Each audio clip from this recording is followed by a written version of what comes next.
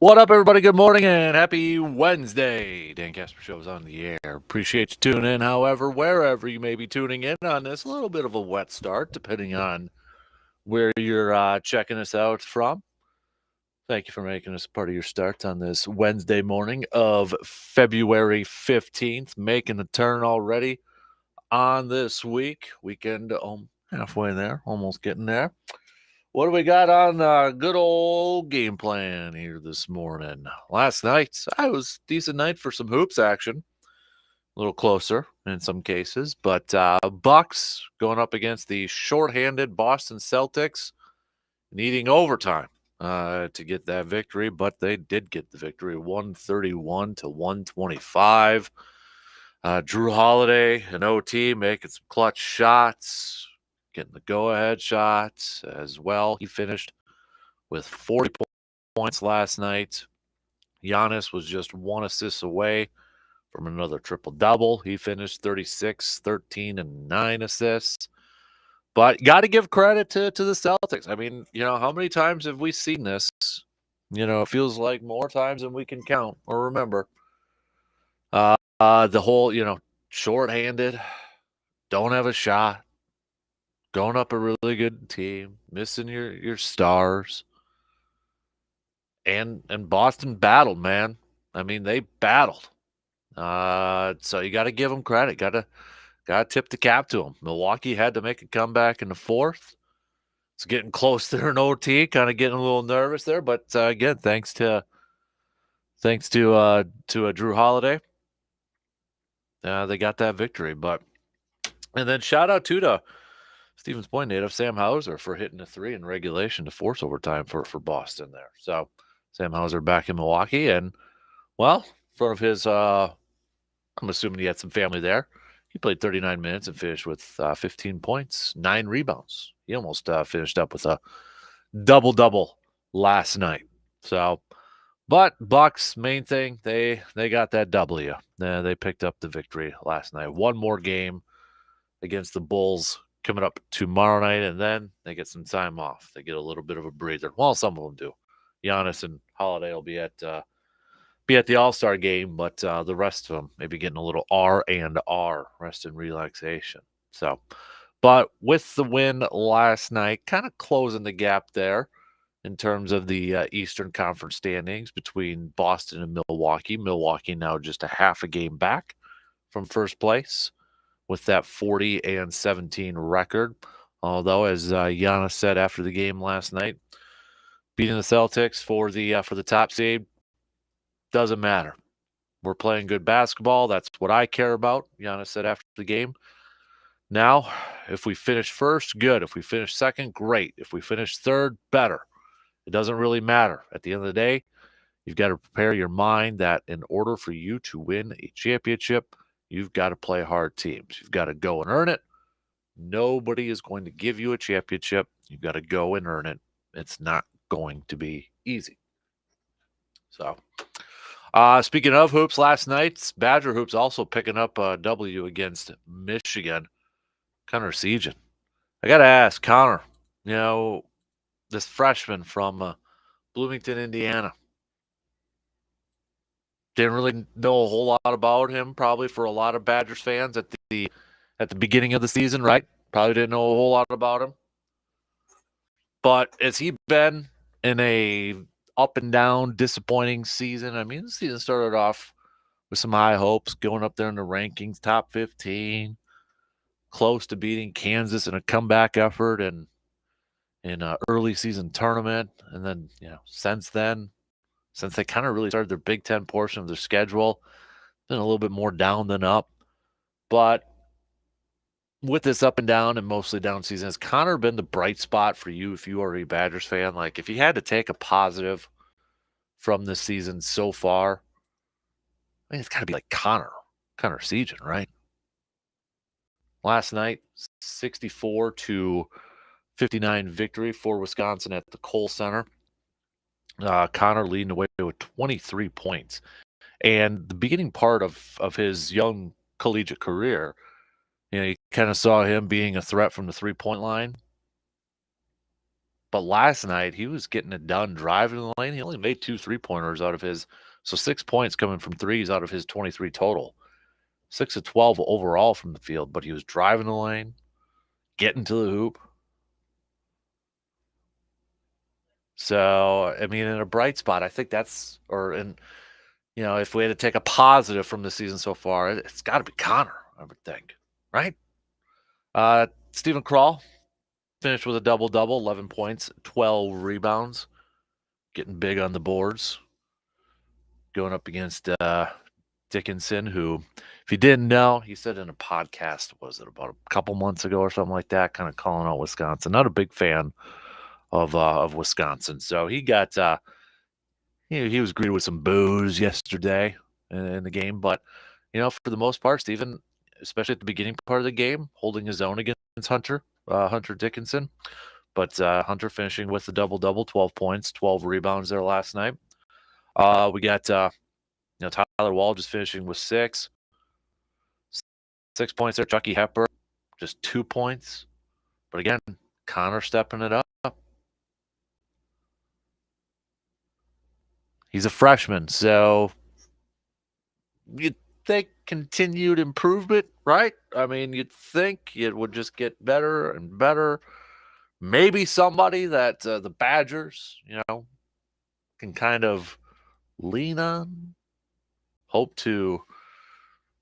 Maybe he's going to be that guy, that go-to guy in the next couple of years here. But again, at the end, towards the end of the game, Badgers missed their last 15 shots. Whatever the reason is, the Badger basketball team they can't close out games. It's just like they get cold. Can't quite figure it out. And it's layups are becoming an issue too for the Badgers. I got to imagine, Greg Gard, get their next practice whenever that's going to be. I think it's going to be Thursday. Let's get an old school layup line going up here or something. Work on that stuff because, they were just 10 of 23 last night in layups. 10 of 23 on layups. I mean, come on, that's like one of your first things that you're working on besides ball handling drills is layups. Wisconsin missed their final 15 shots. Final 15 again. So who's that, think, okay, is it Connor? Get him the ball in the last couple minutes, let him be that closer, but it's been very up and down. We saw Kamari McGee come off the bench here too. He was the transfer from UW Green Bay. And I remember when we were kind of first talking about it last year, it was like some excitement. Okay, we got an athletic point guard coming in, be a backup to Chucky Hepburn and such. And haven't really seen him a whole lot, especially as of late when, Greg Gard has been shortening up the bench and not having a whole lot of, production and minutes coming off the bench. But last night, he, I would say, had a solid game. Provided a little bit of a spark. McGee, just 6 points, but he was 3 for 4 in almost 14 minutes of action, and that's the most minutes he's had in a Big Ten game. He had played more than 5 minutes in only one Big Ten game prior, and hadn't logged more than 12 minutes in a game all season long. So, given what's been going on with like Chucky, last couple weeks, fan frustration maybe a little bit with him too. Could we see maybe McGee get some more playing time? And I think, I was kind of reading a little bit after the game last night and earlier this morning too. Some people kind of thought too that, the offense seemed to have maybe what looked a little bit more smoother with McGee in that line. Better ball movement. That's something to kind of pay attention to here a little bit going forward. But 5 games left in the regular season, 15 and 10 overall. The one thing that might help the Badgers in terms of resume to get into the big dance is the number of quad 1 and quad 2 wins. Wisconsin has 9 of those. They trail only Purdue, who has 13, and Iowa, who has 10 for the most in the Big Ten Conference. So maybe that's one thing that could go to help Wisconsin when it comes to, Selection Sunday and getting in that Big Ten, or excuse me, getting into the national tournament, is their number of quad 1 and quad 2 wins. Maybe. And maybe that's just being the ever optimistic, having the ever optimistic approach there. But we'll talk some hoops throughout this morning. We got baseball, spring training, pitchers and catchers reporting, all that fun stuff. We're getting geared up for that, so we're going to throw a little baseball talk in here too. We'll chat some Brewers and such. But yesterday we talked about some of the biggest storylines. What are your storylines heading into training camp? We bring the Brewers and such, and had a lot of different responses out there. So for today, as we are getting close, a week from the Saturday, we're going to have the first spring training game on board. Give me a play you think. I'm asking you for a bold, okay? Like a bold prediction. Give me a player you think is going to maybe be the surprise player. Like, remember Jesus Aguilar a few years ago? Maybe Freddie Peralta, you can make the case, was that 2 years ago. A guy battling whether he was going to be a starter or starting off the season in the bullpen, ends up winning that 5th starting spot and has an all-star year. A little bit of a surprise maybe for people. If you had to pick maybe an under-the-radar or like a surprise player this year for the Brew Crew, who would that be? Who do you think that would be? So think about it a little bit. We'll talk some baseball. Had a conversation with Express manager Dale Varsho for the second episode of the Eau Claire Express podcast, which is now up on your favorite podcasting platforms if you'd like to check it out. But some good. Talked a little bit about the rule changes in Major League Baseball too, and kind of getting his thoughts on it. And obviously, he's got his nephew Dalton Varsho, who's now with the Blue Jays this year. And if you go to MLB.com, a couple days ago, they had an article. These 5 hitters are poised to break out this season, and Dalton Varsho was listed on that one. And Dale kind of talked a little bit about it, how he thinks for a guy like Dalton, how the pitch clock is going to benefit him even more. So, but good convo there. You can also check it out at our website, sportstalk1051.com.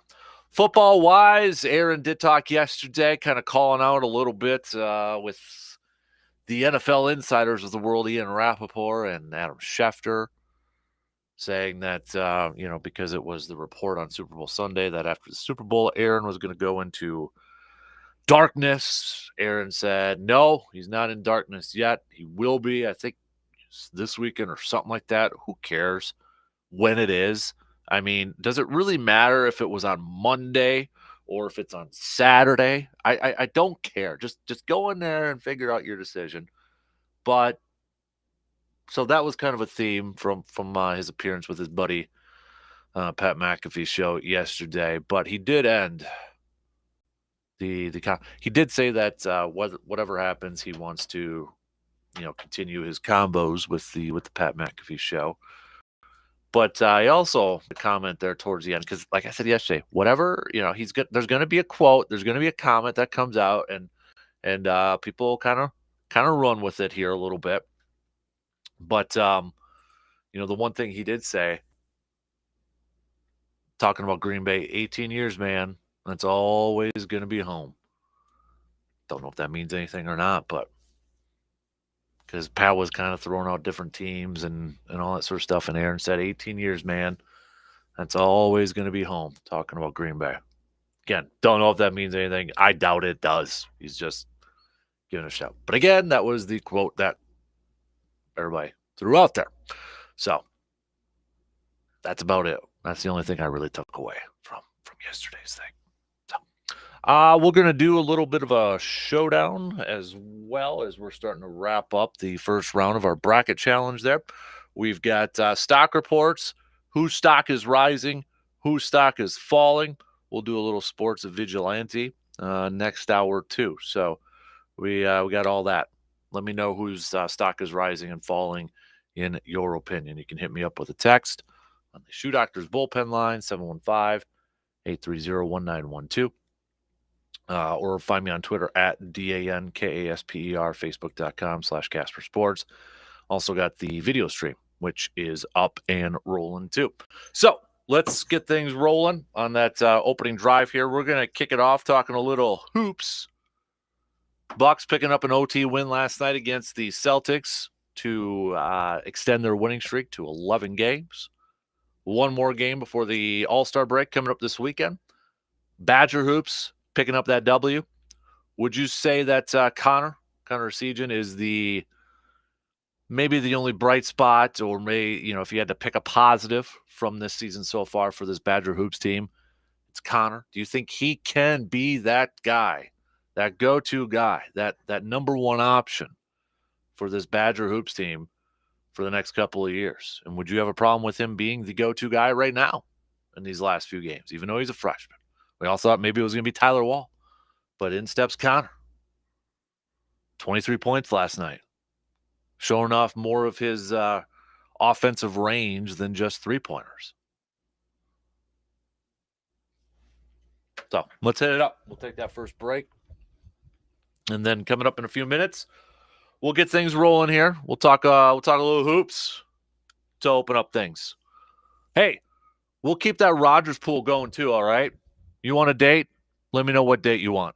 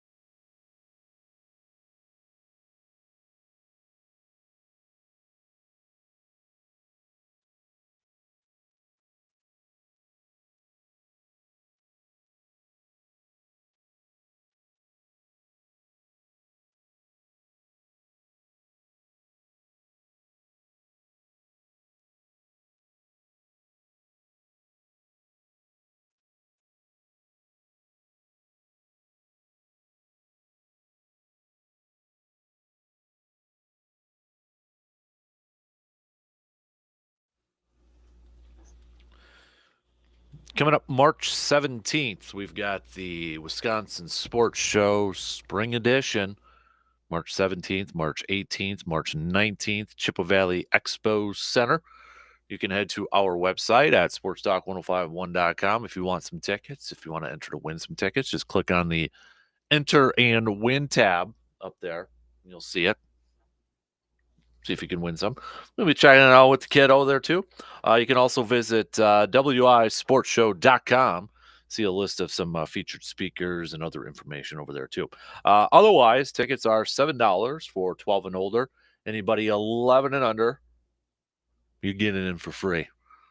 Living it up, those youngsters. So again, March 17th, it all starts. Goes throughout that whole weekend, March 17th, 18th, 19th, the Chippewa Valley Expo Center, which is just off the North Crossing on the west side of Eau Claire. Also, while you are checking out our website, sportstalk1051.com, if you go to the subscribe tab there, not only now can you subscribe for our Green and Gold Talk newsletter, the Sports Nerd Trivia Contest, which another one's going to be emailed off at noon today. I updated the leaderboards here this morning. Only one person stands alone right now at the top there, but it's still early, so make sure you're checking your emails and getting those answers in. But now we got something new up there called the producers. So obviously we don't have a producer on this program. So, but that doesn't mean I don't need your help. I don't need, your input, your insights, your contributions and such. So, we've got all these different segments, right? Like sports confessions, if you got a confession that you want to make, if you got, something that's grinding your gears, but maybe you don't want to text or call in or anything like that. Well, now you can just go to our website and submit it on a little bit of a form there. It's like you type in you type in your confession, you type in your stock reports, you type in, your press pass or something like that. And then, you're kind of acting like a producer.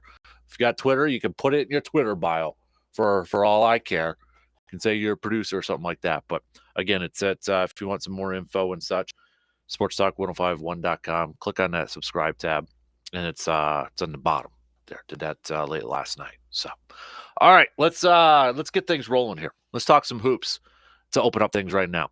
In your opinion, as we get to the NBA All-Star Weekend, are the Bucks the best team in the NBA right now? If you had to do your own power rankings, okay? To do your own power rankings, are the Bucks the best in the NBA right now? If not, who would you put above? For what it's worth, the CBS Sports just the other day put the Bucks as the number one team. This was before their game against the Celtics, and again, we'll get to the game here coming up in just a sec, but kind of giving you some comparisons here. CBS Sports says the Bucks winning streak reached a nice round number of 10. Again, this was before last night, with a convincing win over the Blazers, Lakers, and Clippers. On top of their stellar play of late, Milwaukee also secured its reported trade deadline target in Jay Crowder, who will presumably slot into the rotation as soon as his conditioning gets up to speed. Giannis is putting himself back in the MVP race, if he even ever dropped out of it, with averages of 32.3 points per game, a little over 10 rebounds, and just under 7 assists on 58% shooting. The second team on that power rankings were the Boston Celtics. Third was Cleveland. Fourth was the 76ers. So top four, according to CBS's power rankings, top four teams, all from the Eastern Conference. Then you got the Nuggets coming in at 5. And how about those Sacramento Kings coming in at 6 right now? So what do you think? Bucks, best team in the NBA right now? Should they be the favorites to win the title from what you have seen so far this year as they head into the All-Star break after a quick trip south to Chicago? Kind of hard to not argue, or kind of hard to argue against it, right? 11 wins in a row right now. Easily the hottest team in the association. They're healthier. They will be healthier. They've got a reinforcement coming in with Jay Crowder to add that defensive, a little more of a defensive presence there. I'm buying that. I'll receive that. Yeah, I think they are the best team in the NBA right now. Now, selfishly, I would have liked to have seen obviously Jason Tatum and Brown and Marcus Smart play last night and kind of see how the Bucks match up against that ball club. Also, too, if that were to happen, I would have loved to have seen Jay Crowder and Bobby Portis on the court too. Maybe we'll get that. They play one more time at the end of March in Milwaukee, so we'll see the Celtics one more time. We'll see if both teams will be at full strength or not. But right now, on February 15th, I am absolutely buying the Bucks as the best team in the NBA. Last night's game, got to give the Celtics credit. It. Celtics weren't backing down. I was watching it with the little guy last night before he went to bed because, to quote Hudson, he's a diehard Bucks fan right now. G-Man, by the way, he was taking that Bucks water bottle to school every day and the hat and such that you got him. So shout out to G-Man there. If you're up and at it this morning, I don't have the texting line up yet just so I don't get distracted. But got to give the Celtics credit. They came in, and how many times have we seen this in the world of sports? A team that is a little shorthanded, maybe losing or missing out on their best players. Not a lot of expectations for the team to do anything like going up against a really good team like the Bucks and such, and they battled it out. You got to tip the cap to Boston. They battled it out. If Boston and Milwaukee meet in the postseason, I think right now that's destined to be a 7-game series. And I think it's going to be a fantastic series. It's going to be a nail-biting. It's going to be a stressful, grinded-out type of series.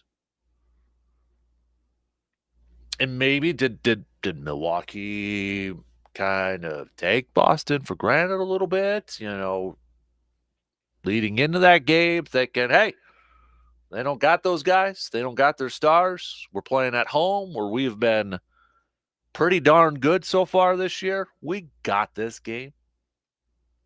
We got it. Maybe. I don't think they would admit it. Well, maybe some would say, hey, maybe we took them a little light. But they grinded it out there. Started off the fourth quarter hot.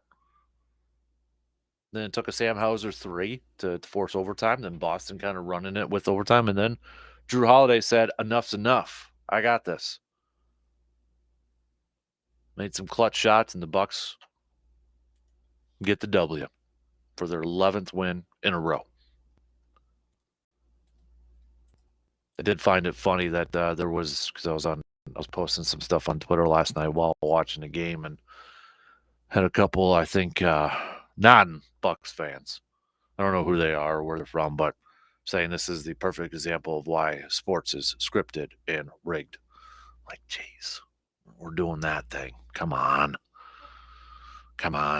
But no, I think, last night, yeah, Milwaukee might have, and we've done it, you've done it, I've done it. There's been times, I don't care what, if it's been a high school game or a weekend Warrior slow pitch softball game, you kind of sometimes underestimate your opponent, kind of looking at them and like, oh yeah, we got this. Come on, dude. We're good. Not worried. Not worried at all. And then they come out and they smack you in the mouth. Boston put up a hell of a fight last night. And if their stars are playing and they play with that level, Boston probably wins. Boston probably wins that one. I can't wait for this series. If we do get a Boston-Milwaukee series, a few years ago, I was hoping that Philly and Milwaukee would develop into a little bit of a rivalry. There was some bad blood between, or maybe bad blood's a little too much, putting a little too much on it. But there was like, is there a little bit of, dislike between Embiid and Giannis and James Harden? Is there a little, James Harden and Giannis sort of thing? And that's kind of quieted down. It hasn't really gone up to that rivalry that I personally was kind of hoping for a little bit. But maybe we'll get that with Boston and Milwaukee.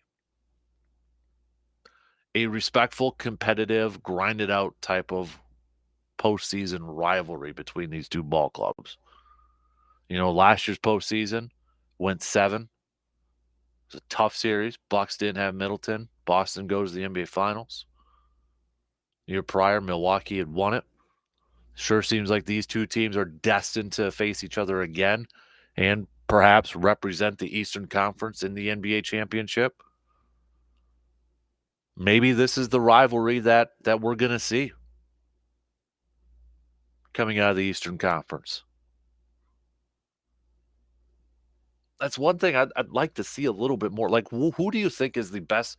Like right now, if you're a diehard NBA fan and you're listening right now, or maybe you're just like I'm a solid hoops fan. I'm a solid NBA fan. What do you think is there a rivalry right now? Like a number one rivalry in your opinion? Like NFL, we could come up with rivalries, right? Major League Baseball, we can come up with rivalries. Maybe they're not at the height of what they were just a few years ago, like maybe Boston and the Yankees aren't quite the level of hate that they were, just in the early 2000s. Cardinals, Cubs, you can throw in there too.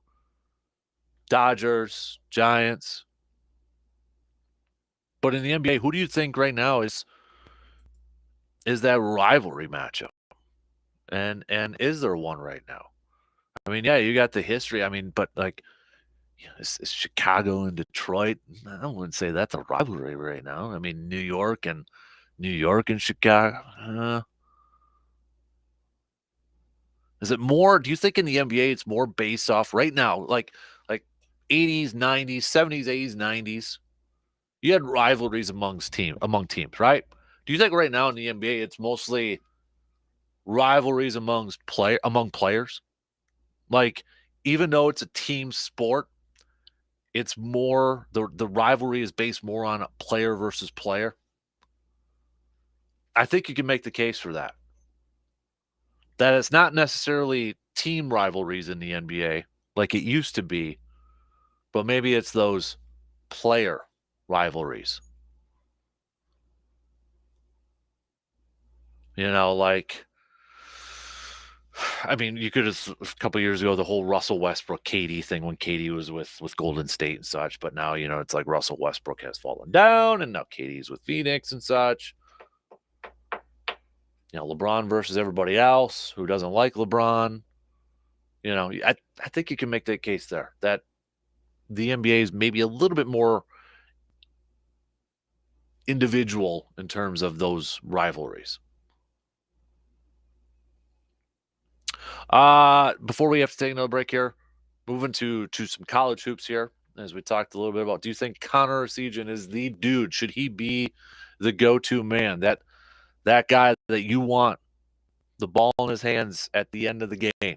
Last night, 23 points. So far this season from him, we've seen him with the 3-point ball. But last night showed off his 2-point range, just 2 3-pointers, so 6 of his 23 points coming just from 3. But he was cutting the hoop, driving the lane. Do you think Connor's a guy that this Badger Hoops team can kind of build off or build upon in the next couple of years? Can he be that guy? Can he be that go-to guy? Or is it still a little too early? He's a freshman. Let's see. Because I'm not making the comparisons here. But, like Brad Davison, when he was a freshman, right? One shoulder. We were pumped about what the future was going to be with Brad Davison. Comes in, has that one shoulder working for him, has some great games, puts up some points. And then I think you can make the case. We put him on such a high pedestal right away. We had the high expectations. All right, we're going to get this guy for the next couple of years, and maybe didn't live up to that. And it's maybe just because we put those expectations so high. So do we have to, maybe we should calm it down a little bit on Connor, but I think it's just because we're looking at this Badger Hoops team, 15-10. It's been a down season after it started off pretty good. It's like, hey, Badgers top 15. Nobody put any respect on the Badgers again this year. And then when the Big Ten portion of the schedule started, it came climbing down. And now we're just like, okay, where's the positives of this season? Where's something that we can take away from this? And I think it's Connor. Now, can he be a go-to guy? Can he be a number one option for the next couple of years here? Might be a little too early to get to that point right now. But I think you got to be a little bit excited from some of the potential and from some of the stuff that we have seen from this freshman. Now, can they just build upon it? Can he build upon it? Can Wisconsin continue to build upon it? We were kind of going through some of the numbers earlier on in that game from last night. Again, though, the Badgers got to learn to close some things out. They missed their last 15 shots. You're going up against a team, if it's a close game or if you've got the lead against a better team and you're going to miss your last 15 shots, you're going to lose. That ain't going to cut it in the tournament. I hope Greg Garda in their next practice gets the old school layup drills, maybe do a little 3-on-2, 2-on-1. Remember anybody who played hoops, remember that drill? 3-on-2, 2-on-1. Get that going, get down to basics here a little bit. 10 of 23 in layups last night. Oof. Yikes. The other question I'll throw out to you, Badger fans, do you want to see Kamari McGee get some more minutes coming off the bench? And you know what? I'm sure there's probably going to be some Badgers fans who will say, put him in the starting lineup and have Chucky come off the bench. Where Kamari is the UW Green Bay transfer. Led the Phoenix in scoring last season. Haven't really seen a whole lot of playing time from him so far this season, but got 14 minutes in last night, 6 points. Offense maybe looked a little bit more smoother, running a little bit more smooth. Would you like to see McGee get some more extended playing time? Like I said, I'm sure some will say, put him in the starting lineup because there is that frustration with Chucky Hepburn right now. The one thing that maybe will help the Badgers in terms of their resume and getting into the big dance is going to be their quad 1 and 2 wins. They're only behind Purdue and Iowa in the conference for the most quad 1 and 2 wins there. But 15-10, 5 games left in the regular season here for the Badgers. You kind of put that number like if there was a benchmark in wins. I've always had it like in my mind at 20. 20 wins, you're going to put yourself in a decent spot to get in the tournament. That doesn't guarantee anything. We've seen 20-win teams not get into the tournament. But it's like, in football, they always said when it was like a 16-game schedule, a lot of teams you'd hear like, okay, first benchmark, get to 10 wins. Then, it's like, okay, maybe it's 12 or 13 or something like that. But you always heard people, players, coaches talk about, get to 10 wins. You're feeling good about your chances of getting into the postseason at least. And I kind of feel like for college hoops, it's like, okay, that benchmark is at 20.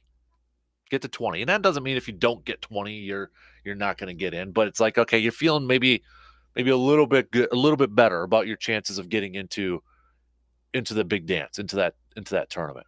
Well, Wisconsin's 15-10 right now, and they got 5 more games left to go. And one of those includes a date against Purdue. They got Rutgers coming up on the 18th. That's not going to be a picnic. Iowa's always a battle, but at least Rutgers and Iowa at the Kohl Center. Take advantage of that. Then they got a rematch again against Michigan before they turn the calendar to March. A home game against Purdue and finish up at Minnesota. These 5 games left. Oh, like I would ask the question, how many do you think they're going to win? But I'll be honest with you, I do not know what to expect from Wisconsin night in and night out. I can see them winning 4. I can see them winning 1. I'm not giving them a shot against Purdue. None whatsoever. I'm just, nope. Can't do it. I don't know what to expect. Tonight, big game, though, against Marquette. Or a big game tonight for Marquette going up against Xavier. Big East title, regular season implications. Number 11 Marquette going up against number 16 Xavier. That game's going to be at 6 p.m. We got a couple of really interesting, good matchups in college hoops tonight. So, and plus you got the Blue Golds in action tonight too. But if you're looking at some men's basketball D1, Alabama, the new number 1 team in the country, going up against the number 10 Tennessee. That's at 6 p.m. As well. And then a little bit later on, TCU, number 22, going up against 19th ranked Iowa State. That one's at 8 p.m. So if you're going to be stuck at home, or maybe you're working somewhere that's got some TVs on, it's going to be a good night for some college hoops action. And like I said, Blue Golds and Stout too. Be a hell of a night. Heck, I would throw Indiana and Northwestern into that conversation too, the way Northwestern's been playing. Heck yeah. All right, we got to take a quick break, and then we're a little long there, but that's okay. Quick break, regroup. We'll be back after these few words.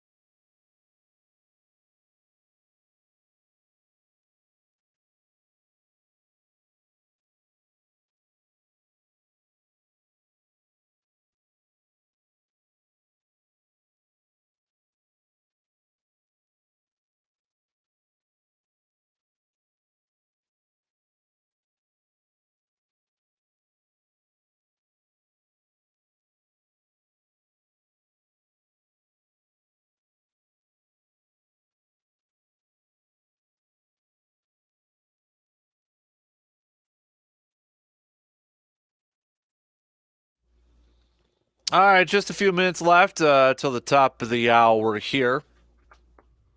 So we'll wait till Morgs pops in here too. Um, Living a dream, Jeff. Of course, it's player rivalries. Back in the day, players didn't jump from team to team so much. Surveyor Sam, good morning, DK. I want to give a shout out to Baldwin Woodville wrestling team and my two nephews, Hunter and Drake. Team state bound after last night winning their sectional meet over at St. Croix Central, St. Croix Falls, and Medford. Yeah, I knew Medford was over there. Congratulations, boys. Well deserved. G-Man, his Brewers player. That's the question we kind of threw out there about which Brewers player do you think is kind of maybe going to be that surprise player this year? G-Man's going with Rowdy. Yes, the Bucks are the best. Yes, sir. Go Bucks. And yes, Hudson, that does wear the Bucks hat in the water bottle all the time, man. All the time. All right. Like I said, we only got a couple minutes, and look at that perfect timing. Hi. Hey, perfect timing, did I hear? Yeah. What am I walking into? I didn't have anything left because it was just a couple minutes. I'm looking at your boards filling up here. It is. We're catching a theme here. I'm feeling very good. In case anybody didn't Bruce and Jeremy joining you, huh? Yeah. Okay. I did put a max, but then everybody kept picking the same date, so I'm like, screw it. We don't need a max. But if anybody still wants to get in on the Rogers pool of what date he's going to decide, he's going to come back. I'm feeling good about mine after hearing him yesterday. But what do you think about this whole I'm gonna bring a camera into the darkness with me? That's creepy. Right? It is a little creeper move. I'm like, what? No, and it completely defeats the purpose of going in for some introspective meditation time. Yeah. Ego. Yeah. I don't know if he was joking about that or not, but that's just, why would you? Well, so now you're feeling good about the board, though. I'm feeling good because if he's not going in until this weekend, 21st ain't going to happen. No? Too early. All right. And so I'm feeling good about it. And you got what? You got G-Man, Greg, Wees hanging out there. Surveyor Sam's on there. Tyler, Corey, all hanging out on the 21st. Okay. I'm feeling good because if it is that 4 days, basic math tells me, which is hard. I know. The 18th, what? 16th, 18th, 20th. Yeah, he ain't coming out. Yeah, or he'll be coming out like that Tuesday. I think anytime between the 22nd and the 28th. Okay. You got to be feeling good. We'll and we've got it wide open, 22nd, 23rd, 24th, 25th. It's kind of like the groundhog when he comes out of the darkness, and we're going to see if he sees his green and gold or not coming back. All right, we'll keep the Rogers Watch 2023 going here. Yep. Valentine's Day. Yes, no, up, down. What'd you do? Recap. Nothing. Oh, come on. Nothing at all. Not even a little something. Made the kid pick up all of his toys. I like it. Yeah. That it's done out of love. Yeah. So you don't step on them. Exactly. Yeah, I hear you. Yeah.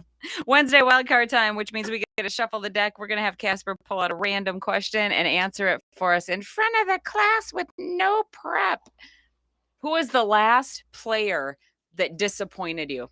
The last player that disappointed me. I'll go any sport, any decade, current, past. I'll say like Christian Yelich is disappointing me. Yeah? Brewers. You're going baseball on this one? Why is Yelich disappointing you? Specifically. Not playing up to that contract that he signed. Okay. He's got a huge contract, and he's not their number one offensive player right now. So. And you don't suspect anything turning around anytime soon? Not in the last couple of years, it hasn't. So unless the shift is really banning the shift's really going to help him, I don't know. I saw Brewers drop their promotional schedule. Are you a guy that makes decisions on games based on picking up a bobblehead, or there's like a Yeti tumbler in the mix too? There's a couple Jersey days in there. Yeah, I don't get into that sort of thing. I know some people are diehards with that, but I'm not. So you're not so much a swag guy. No. I'm a swag guy, but yeah. But you don't build your life around it. No. All right. So thanks, Morris. I want to hear you lecture Yelich. No, you're gonna need to see something better out of him, right? Yep.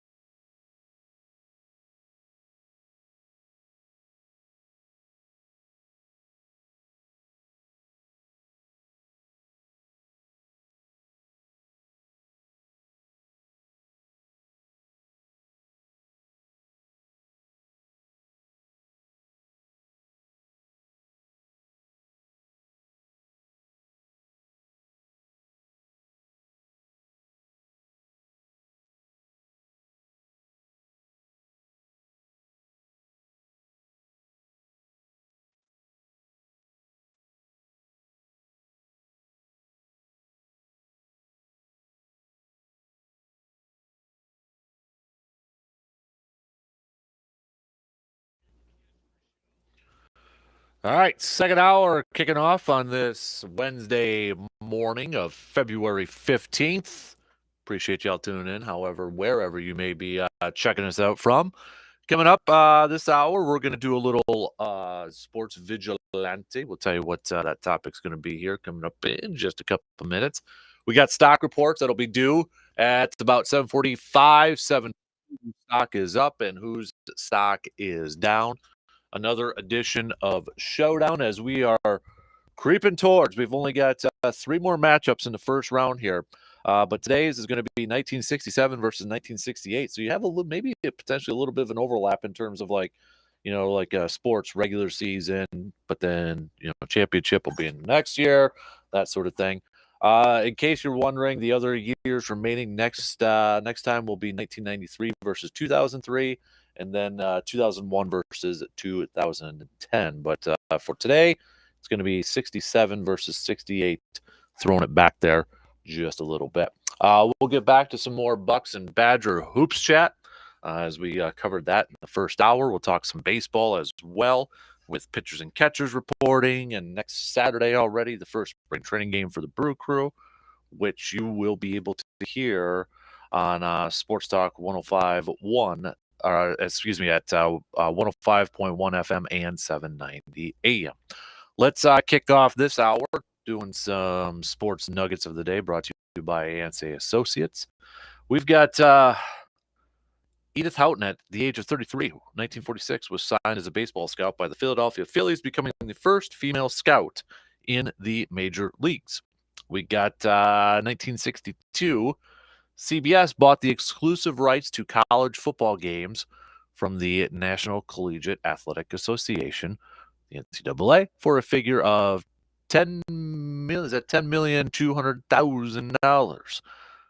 1965, NFL teams pledged not to sign college seniors until they had completed all of their games, including bowl games. How about that? Let's go 1980. The great one, Wayne Gretzky, tied an NHL record with 7 assists in a game against the Washington Capitals. Gretzky also set a rookie record of 96 points. We got 1998. Dale Earnhardt won the NASCAR Daytona's 500 for the first time. The win occurred on his 20th attempt. Those are just some of your sports nuggets of the day. Again, brought to you by Ansay Associates. Kind of going through some of the other messages here. Agree there are no team rivalries anymore in the NBA, mostly player-based. We got a couple of the Brewers question that we threw out there. Given a surprise player, pick a surprise player that you think could maybe is flying a little bit under the radar. It's kind of a bold prediction sort of thing, but a couple years ago was Jesus Aguilar. I should say a few years ago. Now, a couple years ago was probably Freddie Peralta in that battle for that final starting spot in the rotation. Was he going to be a starter? Was he going to be a bullpen guy? Ended up having an all-star year that year. Do you think there's a player on this Brewers roster right now that could be that player? A lot of you going with Garrett Mitchell on my social media stuff here. You're kind of throwing Garrett Mitchell as an option out there. We saw him a little bit last year, but going with the youngster, maybe the favorite, I would think, opening day starter at center field. Got a couple of Ashbys, over there too. So, okay, we'll get back to some more of those picks. If you want in on the Aaron Rodgers pool, we'll ask Luke. Luke, we're doing a baby pool for Aaron Rodgers here. We got dates up. We can take the 14th off.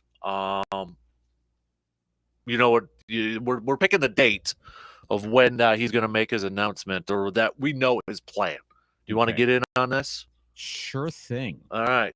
We've got we're not going to put a max on it because a lot of people were kind of clumping up in the same date range here, so I took away the max dates. So, give me a date. Let's see.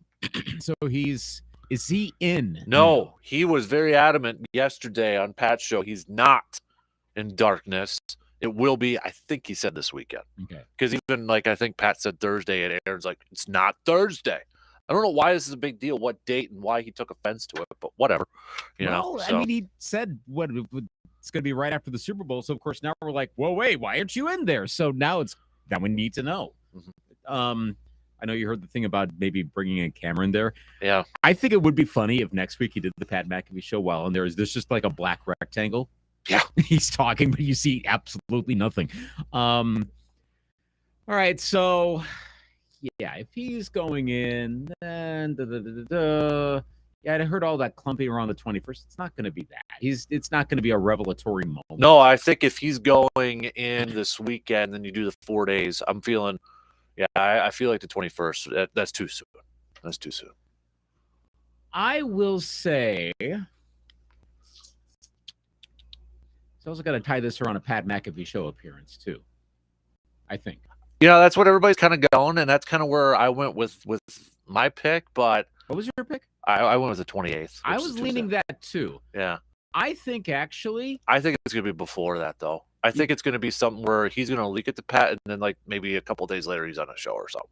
I'm going to guess similar to last year. Okay, February 26th. All right, you and Bloomer Tony got that day. So. Sometime that afternoon, it'll come out. It'll probably actually get laundered through Adam Schefter. Well, remember, Pat was the one who broke it last year with the contract, so. Yeah, but there will be some source. And then James Jones was able to break the massive contract a couple of years before that too. So the pie chart, or not a pie chart, but the hierarchy chart of who does which source leaking for Aaron Rodgers. I don't think Schefter or Ian will get it first. I don't think he will. They will. Schefter is going to try hard. I don't know if he will, but he's been leading on a lot of these. I'll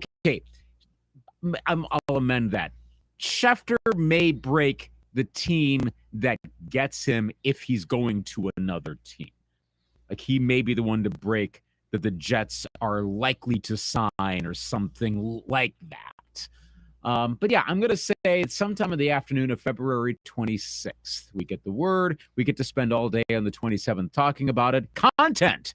And then on the 28th, he will explain everything. Mm-hmm.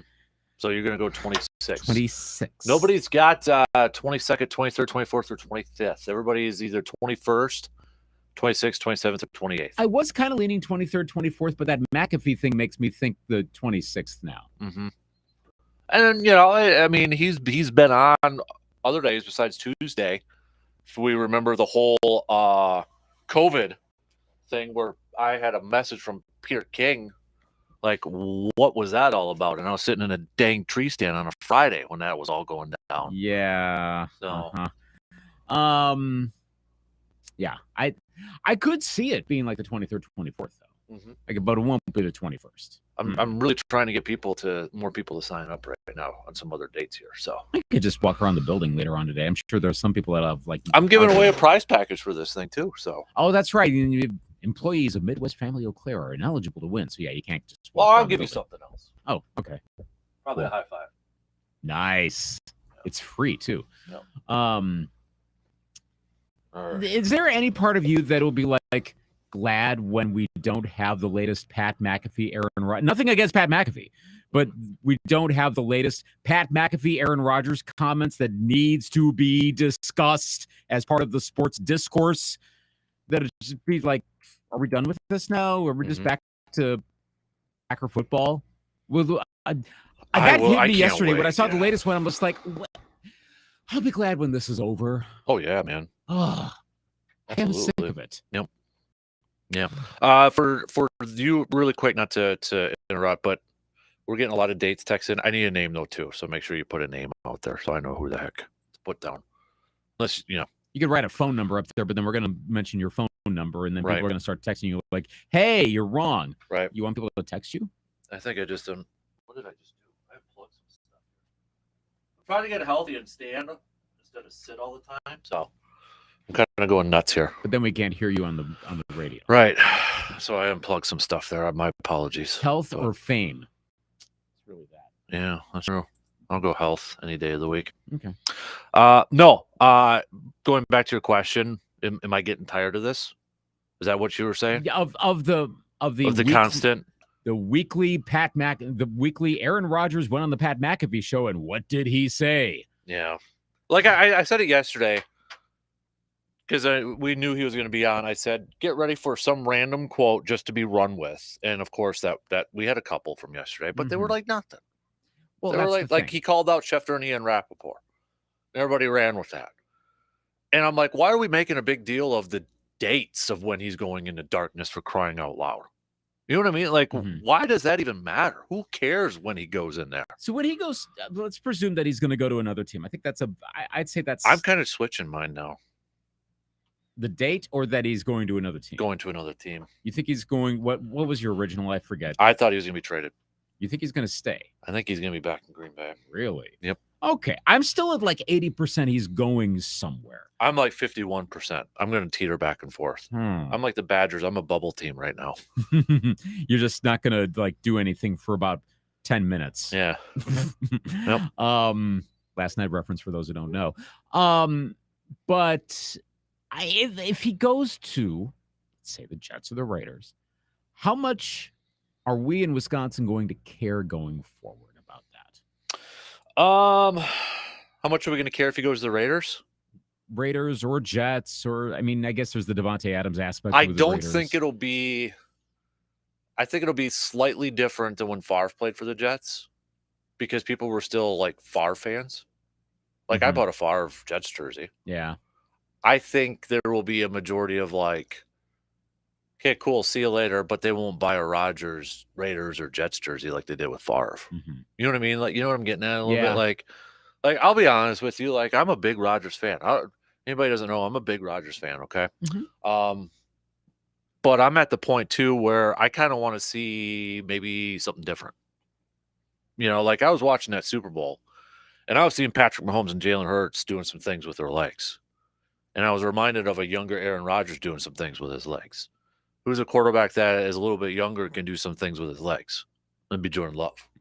So I'm a little curious. Like there's that, but you know, but there's also the risk. Like you know what you're going to get with Rodgers though too, which is pretty darn good quarterback play. So at the risk. But I also feel like too, brought this up yesterday.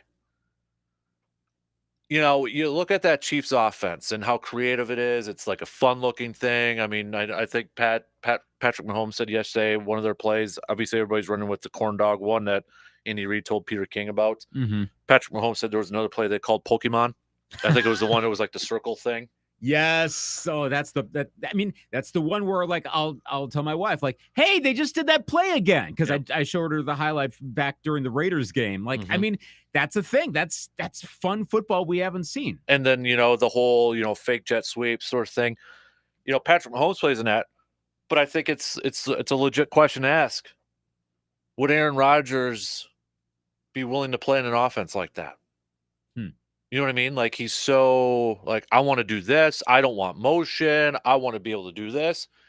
Is he so focused on, I got to do it this way. I got to do it this way. This is the way I want to do it. That I don't know if he could play in an Andy Reid style offense, to be honest with you. Yeah. Yeah. I mean, it's a fair question. Like how much is he the quote unquote coach? We've had this question with Aaron Rodgers now for several years. This isn't like a brand new thing. It's like, does Josh McDaniels or Robert Saleh give him a fair amount of say? I think he's at that point now, though. If he goes to those teams, they're going to cater to him, especially the Jets. You know, you got Nathaniel Hackett over there now. They're going to be like, okay, Aaron, what do you want to do? You know, that sort of thing. Right. Whereas, I don't know, and I really don't know any inside stuff, but sure looks like Patrick Mahomes buys into what Andy Reid wants to do. You know, that sort of offense. It's the nature of the players. Some of them are more egotistical, and that's not necessarily bad, but the end result is you're going to have to ascribe more to what the quarterback wants to do. That can be a problem for the team depending on their ability, not necessarily their talent. I mean, if they don't have as much FL talent and they've got a big ego, well, those are the guys that go nowhere. If you've got a lot of talent like Aaron Rodgers, then it's a matter of how long does your ability hold up? Does it start to fall off? Maybe we're seeing that. We've talked about that a lot, but has it fallen off enough that now it's a problem that he may be demanding? Or maybe Aaron Rodgers gets a full-on reset and to a degree, he is who he is. Going all Bill Parcells here, but he is. Like he can try to be more amenable to what another coach wants to do. But he does have a tendency to go back to wanting to do things his way. That's who he is. Again, that's not necessarily bad. It's just who he is. And that's where you wonder, how would that fit in with, again, a Saleh offense, a McDaniels offense, which I know they're the coach, not the coordinator, but that would be the question with them. Is he malleable for something else? Not that they're also going to be as inventive as the Chiefs are, and Andy Reid is one of the more inventive coaches in the game right now. But I think the question out there remains is still too, like, have we actually seen a Matt LaFleur offense? Not entirely. We've seen parts of it, but not, because we've heard ever since he's been there, it's a combination of what Matt and Aaron want to do. So what does Matt want to do just the whole time? Right. Is it more the Kyle Shanahan offense that everybody tries to replicate? Oh, gosh, what a Ewing theory if the Matt LaFleur offense gets the Packers to the Super Bowl next year. Yeah, without Aaron. Or I guess with Aaron, but he buys fully in, sort of thing. Yeah, Whatever, then it's tamped down. But if he leaves and then they get to the Super Bowl, or they like explode like numbers wise, like number one total offense, number one in this category. Oh my gosh, wow! I don't think that's going to happen, but you never rule anything out. You're starting to lean almost towards him coming back. I do. Like, I feel like it's now become that PR like, I feel like it's almost in an essence that Green Bay, and this is going to sound in a negative way, they're going to be stuck with him. Like, I feel like he's going to say he's going to play and he wants to play for Green Bay, and Green Bay is going to be stuck bringing him back, saying, okay, yep, you're welcome back. Here you go. You're the quarterback again. Like, I feel like that's going to be the case. Like, I feel like and it's not necessarily the right thing they're going to do, but I feel like they're not going to, like, okay, you want to play, but we're going to trade you, sort of thing. And I know he doesn't have a no trade clause, but Aaron can control it. Let's be real. Oh, you're going to trade me to the Jets? No, I don't want to be in the New York media. I'm not going to report.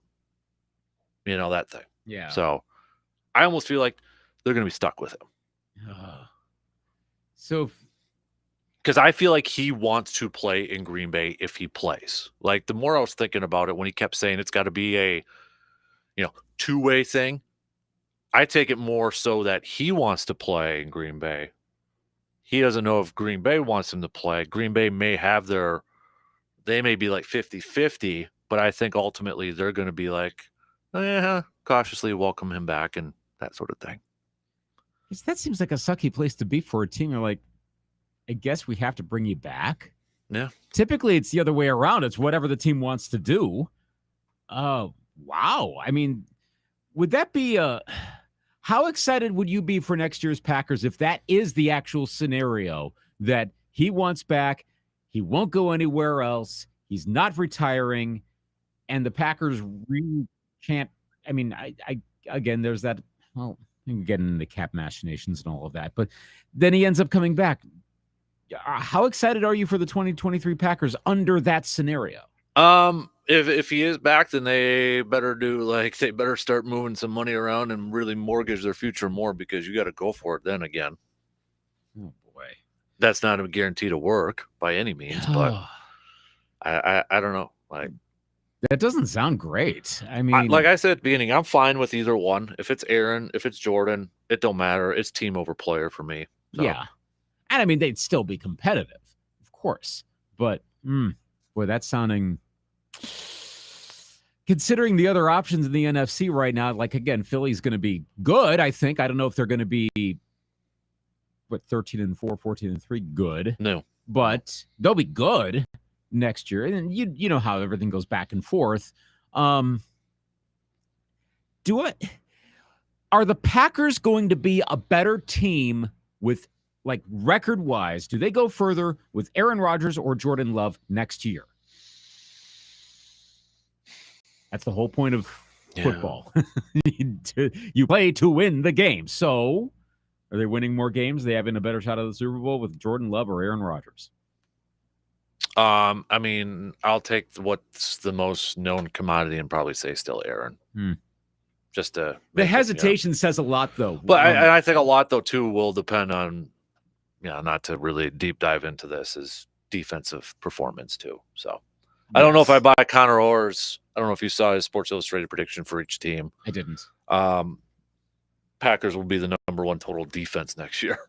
Wow. Yeah. Okay. They don't win the division. He's picking the Lions to win, which I'm not going to argue with that one too much, but They are one, they are going to be the sexy pick of the offseason. Yep. And oh boy, in fact, would it also be fair to say then Dan Campbell's under the most pressure?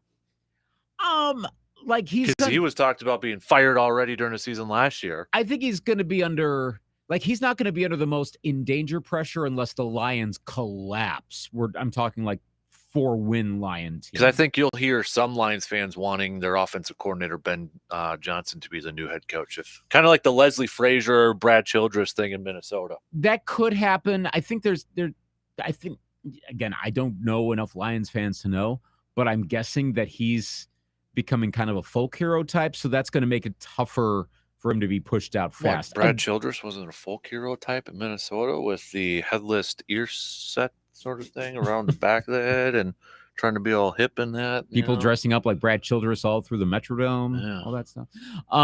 He's the only coach I think that ever adopted that headset sort of thing. I haven't seen anybody else do that one. Why do I keep thinking of Breaking Bad when I see him? Well, it's because he looks like him. No, right? Yeah. In retrospect, yeah, it turned around. Campbell's got some equity built up there. Where again, it has to be a bad season, and I don't think that's going to happen. I don't think there's that. Their floor has raised enough, based on the talent on the team, based on the offense on the team. They'd have to have a season from hell situation, and when you have a season from hell, that's usually not the coach's fault. That's because like all sorts of players got injured, and you had a snowstorm, and it's just weird stuff happens. That's not clearly the coach's fault. But they're already like a fairly decent betting team for the Super Bowl next year. I mean, they're not the top at all, but I heard Bill Simmons going through the list. The Lions appeared way faster than I was expecting. People are going to try, because again, it's not a massive bet, but if you do it and they go on a run, I wouldn't do that. I don't think the Lions are suddenly going to break through that fast. I know the NFL sometimes has that, but no. But the Packers are the number one defense. Yeah, no. I mean, they got players. I just don't know if I trust that now. So, and my dream of Jimmy Leonard being their secondary coach is no longer happening. So, yeah. All right, we're going to take a quick break, and then we get Sports Vigilante. We're going to solve load management coming up next.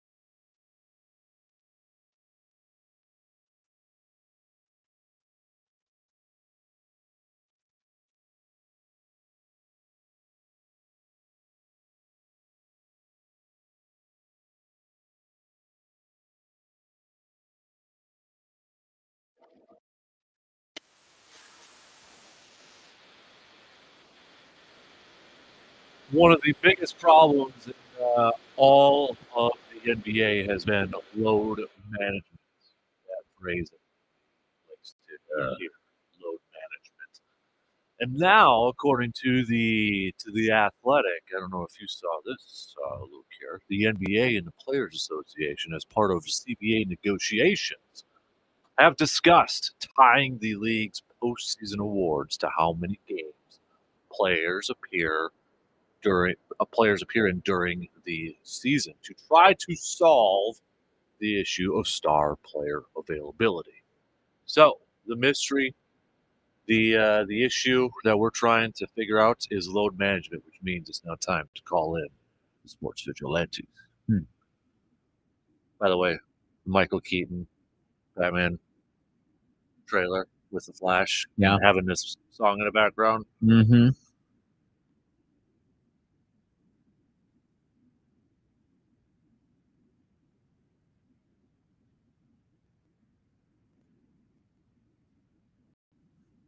Got all the nostalgia feels rolling through that one. Holy You like that? moly. Oh, Michael Keaton is the best.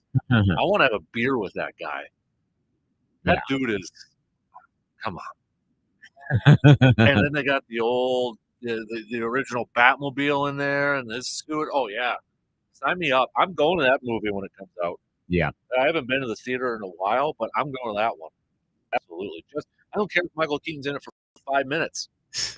I'm going. I'm all jacked up about that one.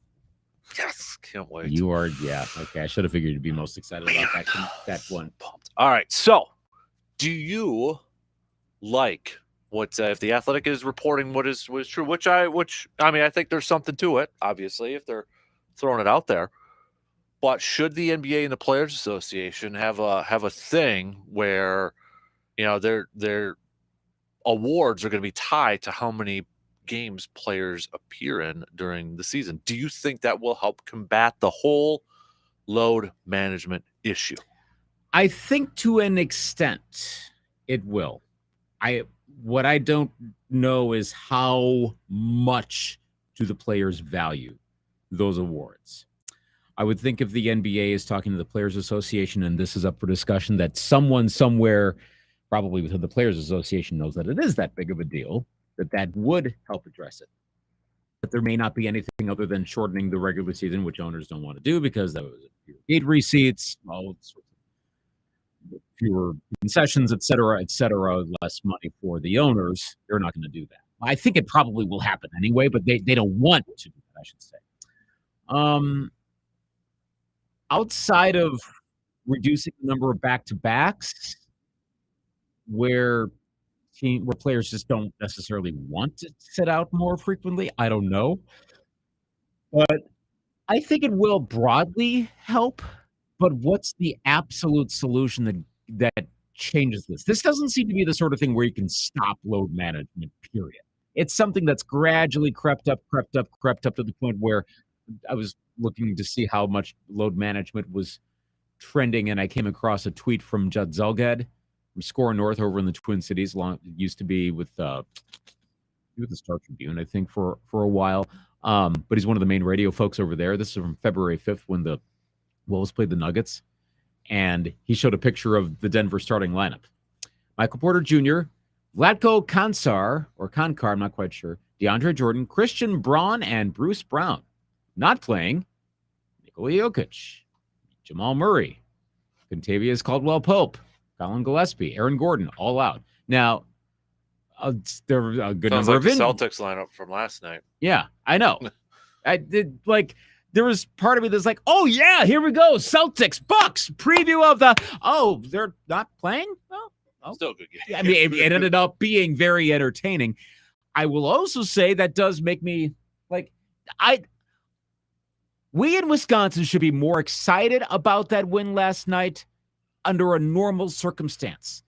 But because the Celtic Stars, some of it is like legit injury, some of it is load management, it almost feels like a bit of a concerning win because they barely beat a team that was down their biggest stars. How many times have we seen that in sports? We are I think the Bucks they won't admit it. They overlooked it. I think how many times have we seen in sports though? These teams, they don't have, their main guys. They're playing short end. Nobody's giving us a chance. Yeah. And they go out and give Celtics credit. They freaking balled out, including Sam Hauser. So Yeah, they did. I mean, they give them credit. It's not like Travis Kelce, ridiculous. Nobody gave the Chiefs a shot, sort of thing. But yeah, no, I give a tip of the cap to the Celtics. They came out and balled out last night. They're playing hard for their new coach. Mm-hmm. They really are. So. Yeah. So fair enough. But again, those are the weird parts of load management. Then you end up with these games where on paper it looks like, hey, wow, cool. But if I was a Bucks fan going to that game last night, I would have been pissed. Mm-hmm. Because and the Celtics, maybe they probably have some legit injuries, legitimate ones where okay, this guy has to sit out for a little bit. Mm-hmm. Not saying, but like if it was a load management thing, and I'm a Bucks fan driving from Eau Claire to heck yeah, I could see Giannis going up against Tatum. I would have been pissed. Giannis versus Derek White. Yeah. Woo! Can you imagine? Like there was a part of me too that kind of thought, okay, because all those guys with the Celtics that are gone, are they going to sit Giannis? Thinking, hey, we can do this without Giannis if all those guys are gone. And it becomes a JV game. Yeah. Oh. That would have really pissed me off if I would have went to that game then and saw that. Yeah. Then they're resting Holiday and Middleton and hey, it's the Thanasis game. Woo! Yeah. Get excited for Bucks basketball. Again, thankfully, no. So my question will be, and I'll take, and I don't want to take credit for this because Eric Name, who covers for the Bucks from the Athletic, brought this up. Okay, Players Association, league negotiating this, but there's a third party in this whole thing too that has to be discussed. Is the training staffs. Like, are the training staffs going to buy this? Maybe that narrative has switched.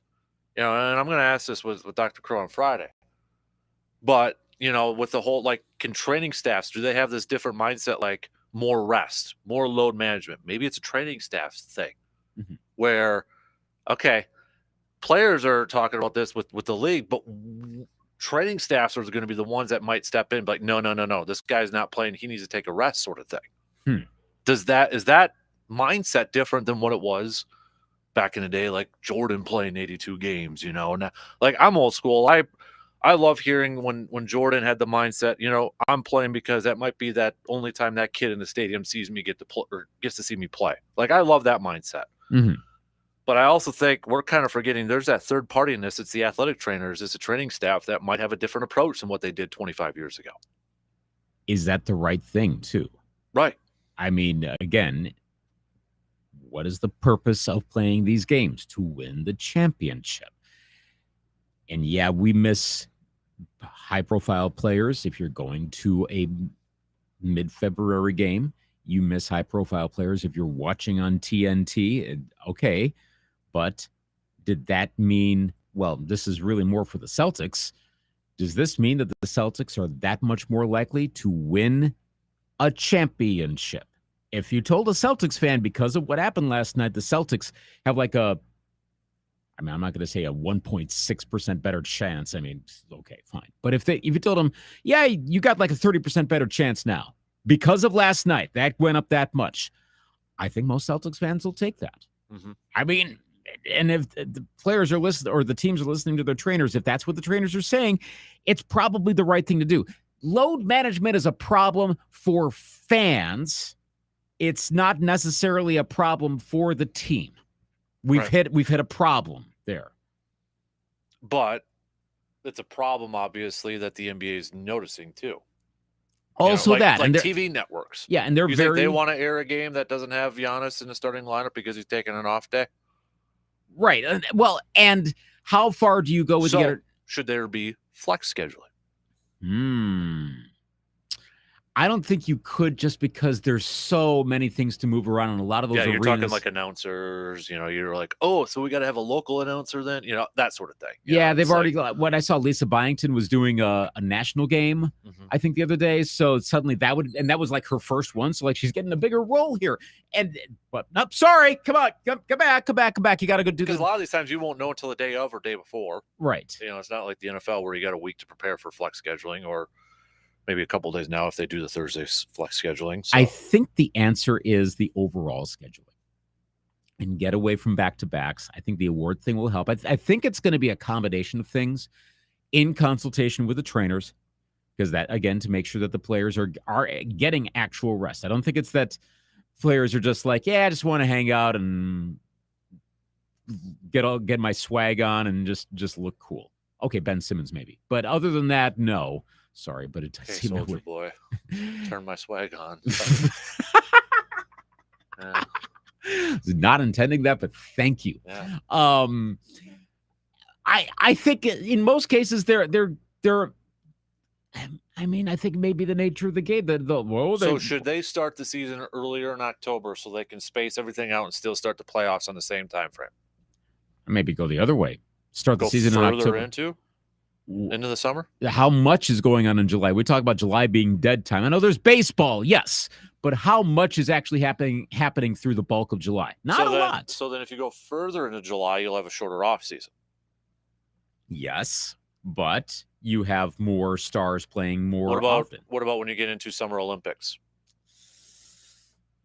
Good question. And I don't want the NBA to start doing what like MLS does, where it seems like and the WNBA, where it seems like the seasons are always shifting. Like, oh, so when are the final? Oh, they're in November this time. When is it? It's at the very beginning of October. Like, I have no idea when it is year to year. Maybe that's actually starting to get more consistent, but it seemed like it was all over the map for a while there. I want to know when they're happening approximately, especially with so much sports going on. Especially if it's I don't want to be confused, and I think most people don't want to be confused. Yes, I know you could look up a schedule, sure, but still, stuff could sneak up on you when you're following so many sports. You're like, oh, whoa, conference finals are already happening, or they're not happening for a while. What? They ain't going to cut games because they're not losing revenue for owners and that, so it's going to be stuck at 82. You're not going to get lower than 82. I think another pandemic. I think they can stretch the season a little longer. And again, for leagues, we've seen the NFL try to own the season or own the year. Well, the NBA kind of wants to do the same thing too. And the NBA, they didn't own Super Bowl week, but they had a significant minority share of the ownership of coverage of last week. There was a significant amount of time leading up to the Super Bowl and what turned out to be a well-watched Super Bowl with high-quality teams involved. How often does a Kevin Durant get traded leading up to that, too? It doesn't. Or Kyrie Irving. It doesn't, but it still happened. Right. That's the thing. But you can't count on it every year. You can't. Well, the way NBA players are going, maybe you can. Not everybody's a nutcase like Kyrie Irving either, so. Hey, Kyrie might have his annual trade request at the end of January. Yeah. Would you put it past him? No. But that's the thing. The NBA was able to get into the discussion. I still think that whole issue of which one is more unpopular to follow whatever you want to follow. Okay. That's fine. One league is not better than another league. You just do what you do. But if the NBA was, I'm sure there are some NBA types who are thinking about trying to be the most popular league at any given moment, who probably were having a pretty good Thursday last week, realizing what was being discussed that day and understanding. It's also very good strategery on their part to have the trade deadline during the Super Bowl week. Yes, of course. And so I'm sure a lot of those same folks look at the end of June and July. They know for most of that time that is really quiet season for the NFL. Up until training camp, there's nothing going on. Baseball, as they have yet to figure out something to make themselves a bigger deal. And after that, outside of the Olympics, no. So they could go a little later. Maybe they can find some way to not get into the Olympics, but maybe go an extra 2 weeks into maybe the first week of July. Now you're going up against Wimbledon, I know, but is Wimbledon no. And you could schedule simultaneously. You go around that time, have like a week or two off for the Olympics. Then that comes around. I mean, most of your Olympic players are not going to be in the NBA finals anyway, just because sheer numbers. Free agency goes a little further back, and so now free agency starting to butt up against training It's not camp. just the U.S. Olympic team. You got to factor in the other countries. Yeah, that's true. And if you have like a Nikola Jokic or someone or like Giannis.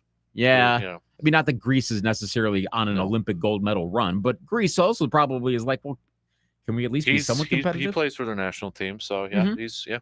I'm sure if you're Greece, you don't want to be like, oh, Giannis has to sit out load management, so we might as well not even be in the Olympics at this point. I mean, there's a pride to that of going as far as you can in the Olympics. But this also would mean free agency would start to butt up against training camp of the NFL. You see where this could start to happen here. And you know how NBA Twitter and NBA media goes berserk around. That is the craziest time of year for the NBA, free agency time. They've got opportunities there before the NFL really starts to lock in. And I think that's part of what could help with this load management. Go maybe a week or two back instead of ending around, like it's around June 20th, 23rd or so is usually when the season tends to end if you're going all 7 games. Well, maybe you make it like July 3rd, July 8th, something like that. Quick phone call here before we got to take a break. Thanks for holding. Who do we got? Hey, James. What's up, James? So one, I called about the load management, but then you guys started talking about the later finals, and I gotta say, the year the Bucks won it, and we went into later into the summer, that really did fill a lot of dead space, and being able to have the weather to have all the outdoor festivities and things like that. There's a lot of NBA cities that aren't Miami where they can have, the middle of winter outside activities. So I mean, I think that could be a good thing for the league. But the load management, the thing that gets me with that is that you're right. The point of those games is to ultimately win a championship, ultimately put yourself higher in the standings to win the championship. The thing that really stinks for that for fans is, like, you go to the NFL, they've only got this many games, so those guys are going to play every one of those games because it makes a difference. There's a lot of basketball games, a lot of baseball games for that matter, that just don't really matter, right? I mean, yes, at the end of the year, you go back and you say, man, at the beginning of the season, if we won a couple more of those games, we'd be in a better position. But realistically, the way that they play those games, it's when you get into certain parts of the season that they really are buckling down and, okay, we got to win this next stretch. But the only reason that the NBA can have as much money as is involved to pay these players to win those championships is because people are coming to watch them. And unfortunately, until people start saying, oh, this guy's done, I'm going to dump my ticket, but all the tickets are already bought. They dump them on the secondhand market. So the team's already getting their money. Until they start seeing a half-full stadium that nobody's buying concessions, nobody's buying apparel at the game, stuff like that, I really don't think you're going to see much of a change. I think unless you get pressure from the networks, like you say, because you can't tell me that when they originally saw Bucks and Celtics for last night's game, you can't tell me that TNT was like, all right, this is going to be good no matter what, regardless of who plays. I mean, it turned out to be a good game, but that could have really gone the other way, and you'd have had a real stinker of a game on your national broadcast. Absolutely, James. Thanks for the phone call. Yeah. And I agree. Good points. I agree with James about the fan thing too, because we've kind of said it about, like, the NFL. You don't like something, don't show up. Yeah, and we still show up and we still buy stuff. But like I've said about just showing up to the games for Bucks. Like, okay, Hudson's a diehard Bucks fan now. Apparently, he said he's a diehard now. I saw the photo. Yeah, he's a diehard. So he wanted to go to the game last night. He's like, last week, he's like, can we go to that game on Tuesday? I'm like, no, you got school the next day. But he's 5 years old. We make a plan to go to a game, and then we get there, and all of a sudden Giannis isn't playing. Do you think a 5-year-old is going to understand what load management is? No. Or like, what do you mean he's not? You're not going to get playing? Or it's those trips. Like, I would be pissed if I'm driving 5 hours one way to go check out a game. And that's the thing too, is like the lower games, I mean, like, okay, Bucks Magic, that might be cheaper for me. So that might be a game I want to take my kid to, but that might also be the game where Giannis is having a load management game. Paolo Banchero is out. He's getting load management. That's like a guy I want to see in the match. Oh, he's out. Oh, So great. That's a cheaper ticket for me to take my kid. Hey, I can go to the swag store and get him some stuff. And that's also the game. That's most likely he's going to be out. But here's the other part of this. What's the percentage of people driving from Eau Claire, Wausau versus the number of people that are coming out of Waukesha? But that's also more too, where it's like a trip that's planned well in advance. Mm-hmm. Whereas, okay, you're in the southern part of the state, you can hop on over there. Oh, we got tickets for today? Yeah, let's go over there. You're probably planning a trip if you're up here a little bit more. The sad thing is, and the all teams have the data, the Bucks have the data. The sad thing is, I'll bet that they probably, and this isn't necessarily tied to load management, but I'll bet if you ask the ticket people, they probably go, you know what, we're not really losing that much. If the outstate people, I know they're trying to appeal to the outstate from Milwaukee. We've seen the Bucks do that since 2015. They finally have started to appeal outside of Milwaukee. Well, it's really quick. Load management, is this comparable to like NFL preseason? In a sense, like, you're not seeing your starters. Like, I think it's better and worse. Like, okay, cheaper tickets. You don't see a lot of fans in the stadium except for Green Bay. They're the exception, not the norm. Well, it's not even necessarily cheaper tickets in the preseason. You're still paying, in some cases, full price, or you got to depends on secondary market. Yeah. Stuff. Yeah. Well, there, of course, you're going to get the $6 StubHub tickets or whatever that is. If your season ticket, though, that still... At least you go in with preseason knowing you're not going to see. Well, and then it's up to the fans of like, okay, you really want to spend that money? Okay, maybe you're considering that a tax of sorts. So that's why, like, when I took Hudson to his first Packer game, it was a preseason game, my mindset was, we know Aaron's not playing. I want to make sure Hudson sees his favorite football player, Aaron. Mm-hmm. So what did I do? I had to pay more. I bought tickets next to the tunnel so he could see Aaron walking. Right. Yeah, I paid a lot more than what I should have for a preseason game. But it was the mindset, he doesn't understand what preseason is. Mm-hmm. He just wanted to see Aaron play. Well, I'm like, well, Aaron's not playing. But hey, he's right there, like 10 feet away from you. So. And if anyone goes, well, but we could do like what Jimmy Butler. The Jimmy Butler thing is an exception. That just happened to be a perfect example of sign gets held up. Heat employee says, sorry, not playing. Jimmy Butler hears about it and then meets the kid. Okay, well, it's cool that it ended up that way. But that's not going to apply for everybody who comes to every game who misses that particular player.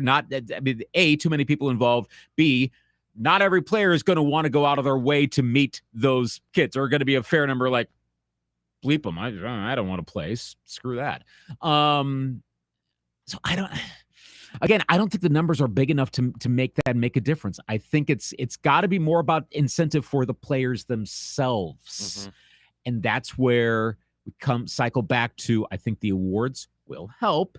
I don't think it'll fix it all. Not at all. There's going to be certain players no. like, I don't really care about an MVP again. Right. It's like, But I think some will. Then again, I think some of those that are wired to win MVP are also the type that would be least likely to do. I think the mindset of Jordan getting pissed because he didn't win MVP and Malone did, I don't think there's too many players like that anymore. But I do think working with the trainers and maybe expanding the schedule further into July. That's a good point about the summer of 2021. I mean, we were all in on that. Oh, it was easier for us. Yeah, individual fans, if your team's still in there, absolutely. Right. And it ended up being a really good finals. That Bucks Suns finals was a classic. That whole Bucks playoff run was a classic playoff run. I mean, it was mid-June in the conference semis, that Nets series. So that might be the solution. I think that if I'm going to try to fix load management and also get rid of the back-to-backs, that's a problem. The 4 and 5 days, don't do that. That a lot of players say that's part of the reason we're doing it. All right, well, listen to the players and don't do that. If you got a problem with it, listen to them. They're telling you what to do. Yeah.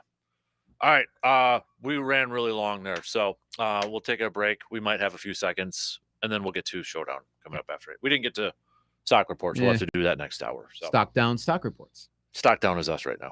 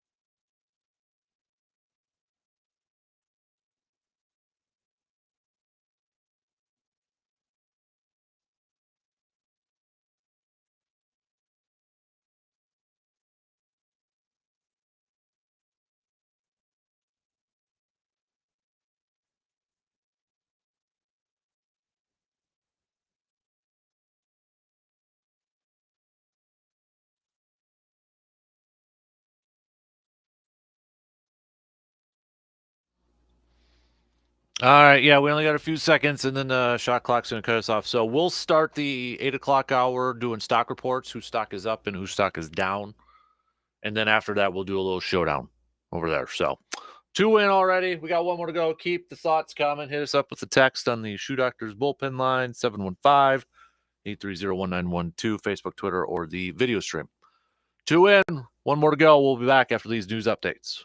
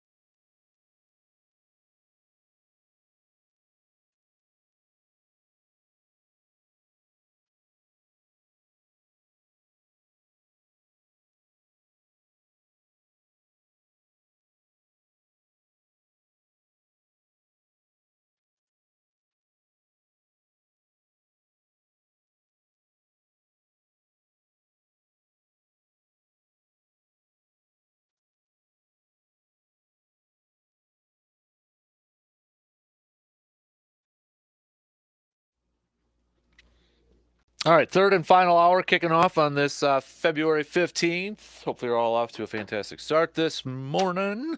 Appreciate you tuning in, however and wherever you may be tuning in.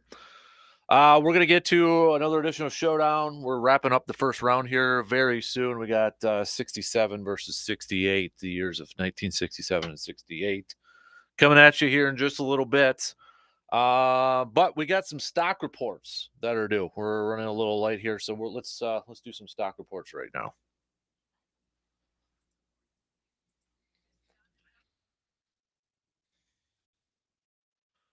All right, Lucas, whose stock? We're going to switch it up. Whose stock is going down for you? I'd say the Wild have not performed all that great out of the All-Star break, and they're in a tough division.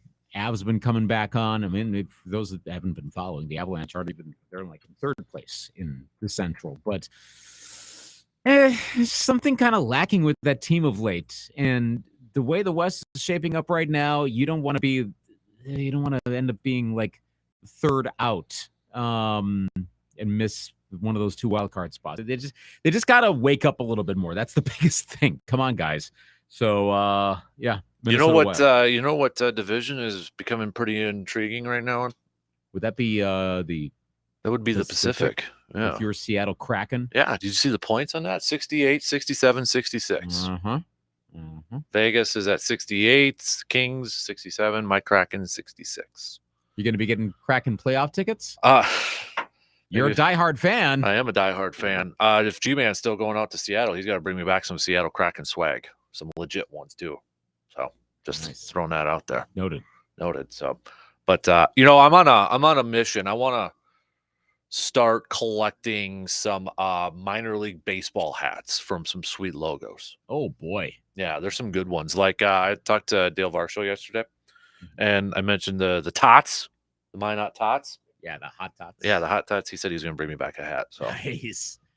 But that's what I want to grab some of that. I want to start grabbing some new hats on there with some sweet logos on there too. So many out there. Too. Oh, there is. I was reading. I was going through one of. I think it was like Medium.com. Mm-hmm. Somebody had wrote up there the top logos out there. I don't know if they've got a connection, but there was a few Northwoods League ones on there. Really? Yeah, Rapids Rafters. I was there when they came up with that name, by the way. I was upset. I did not vote for the Rafters, but you were there. I was there because they brought them back at Witter Field, and they were doing a fan contest for the names. Like they had the logo of the rat, and they went Rafters. I get it, Wisconsin Rapids. Yeah, I went with Splinter though. Do you know why? Yeah. Okay. Yeah. Thank you. Yeah. That would have been the more likely one. But right. Yeah. But no, I'd love to get some sweet, the fitted good hats on there too. So makes sense. Yeah. I did see I think is it the Emerald. Oh, what is it? Something Emerald, but it's a Sasquatch with a pine tree as a club or like a bat. Yeah. Wow. Might have to get that one. The Rough Riders, Teddy Roosevelt. Mm-hmm. So there's so much out there. Mm-hmm. Minor league teams, and I just saw there's like another wave of new caps. So you could, new season, new looks for a lot of teams. There are a lot to choose from. Mm-hmm. Lots. But yeah. All right. So that's your stock down. Mm-hmm. I'm gonna go my stock down. I was gonna go a couple of different ways here, but because I've got like a few stock ups. I'm in a good mood today. But no, my stock down. The end of the combine may be near. I don't know if you saw this. Really? Maurice Smith, the Players Association pres. DeMaurice Smith, yeah, said during the Super Bowl week, it sure sounds like they want to get rid of the combine because of the whole, like, how it affects player stocks when it comes to, the draft. And he was referring more to like how players drop after, either a bad combine performance or maybe a medical report.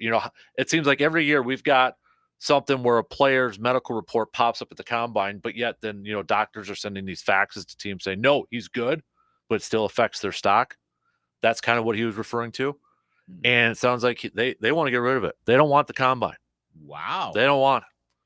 So my time is running out to get to Indy to experience the combine here. And wasn't it just like 5 years ago we're talking about the Combine's going to LA? Yeah. Like a big fan experience. The NFL tries to turn everything into like the biggest thing ever for this week. That's a bit of a surprise, honestly. Now, I think it's going to be one of those, NFL doesn't want to get rid of it, obviously. Of course not. They're trying to monetize it. Right. Player Association may want to. Yeah, he said, this was a quote from him. Think about it. The NCAA and the NFL structure a combine during what should be every football player's last semester in college. Who decided that it was a good idea to take your son and have him exclusively try out for the NFL's exclusive way of getting into the league? For the most part, unless you're a free agent player, you have to be invited to the combine. As soon as you show up, you have to waive all of your medical rights, and you not only have to sit there and endure embarrassing questions, and I think that's horrible, and I don't want to poo-poo any of that, but thank you for using poo-poo. But would you want your son to spend hours inside of an MRI machine and then be evaluated by 32 separate team doctors who are, by the way, are only doing it for one reason? What's the reason? To decrease your draft value. Strong words. Oftentimes a lot of these things involve like what's the ultimate goal? Is it really about the combine or is it something else? Now this might actually be that. I do think between what JC Treader was talking about last year with the artificial turf complaints, so that's a tougher one to get around, to like turn all the fields grass.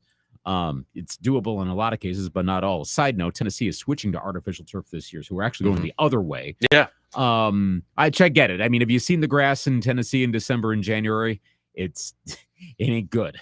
But these sorts of statements are about teeing up for like an opt-out, with the next time there'll be some sort of negotiation. I don't think what power does the NFLPA have to stop the combine right now? It would have to come up in CBAs. Right. Yeah. I suppose the easiest way to stop it would be to have all the college players refuse to go. Then that kills the combine right there. But I feel like the combine needs to be for those players who are not first round locks. Right. And there are going to be so many players right now who will be like, well, I want to try to increase my draft. I want to get out in front of all of these. Yeah. So they're going to do that. Because what do we always like? If there's a top quarterback, I guarantee you there's going to be one of those top quarterback prospects that will not throw at the combine because it's not their guys. It's not their receivers. They don't want to decrease their value. They'll wait till pro day. Right. You're going to see it. You're going to see top prospects not run the 40 until they get to their pro day. Now, if every university did a full-blown pro day and held their players back, I know the NFL scouts would be like, great, so we got to go to how many universities? And that would be potentially a lot. The combine's way more efficient in that regard. But that would be a way to do it. Yes, this is eyeing towards a future CBA. I would not be surprised if the combine does go away. It kind of feels like it's like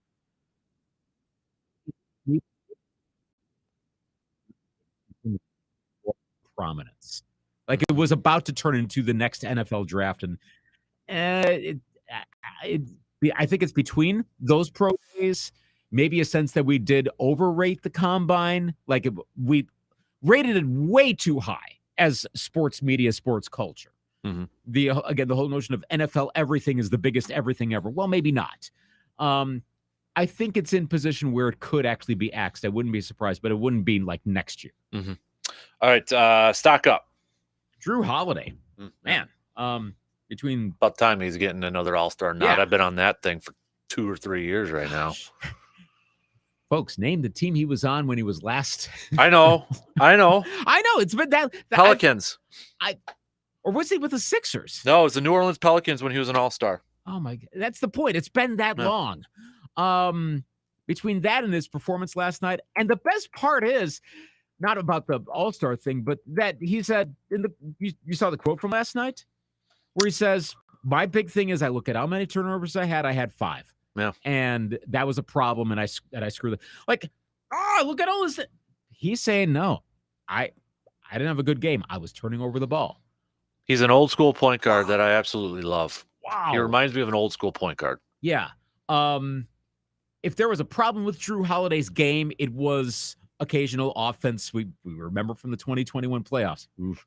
And I know it's a little old news now, but that was a high profile situation. And the Bucks are probably going to be in one. Actually, no, it was his All-Star was in the 76ers because it was that 13 season. So it was the final year in the 76ers. That's what I thought. Okay. Yeah, yep. That's the point. It's still been a long time. That's something that would come up. Well, if last night's any indication, and say what you will about the opponent and not having all their players, load management, that maybe his offensive game between last night and this season overall seems to be getting better. If anyone's not buying Drew Holiday stock, well, you know what? You might be too late at this point. He's been around since 2009 too. Think about that. And his game is might be getting better. Yeah. Jeez. I know defensive players seem to be able to hang around. If you're conditioned just right, you can have a long career, i.e. Dennis Rodman, Bruce Bowen. Drew Holiday may be that next guy that can hang around well into his 30s and still be a good defensive player. And again, if he's adding a better offensive game compared to what we saw a few years ago, I don't think we're going to have 5 years of this, but for this year, maybe next, whoa. He should have been an All-Star in 18 for New Orleans. That's when he averaged 21.2 points per game. Yeah. Okay, I like that. I'm a big Drew Holiday guy. So also had 7.7 dimes a game that one. My stock riser, somebody said Michael Keaton's not the best Batman. So no, you are wrong, sir. Or ma'am, whoever you are. At least Surveyor said Michael Keaton's the best Batman. I mean, come on. My stock up is Michael Keaton right now. I'm Batman. Oh, yeah. Come on.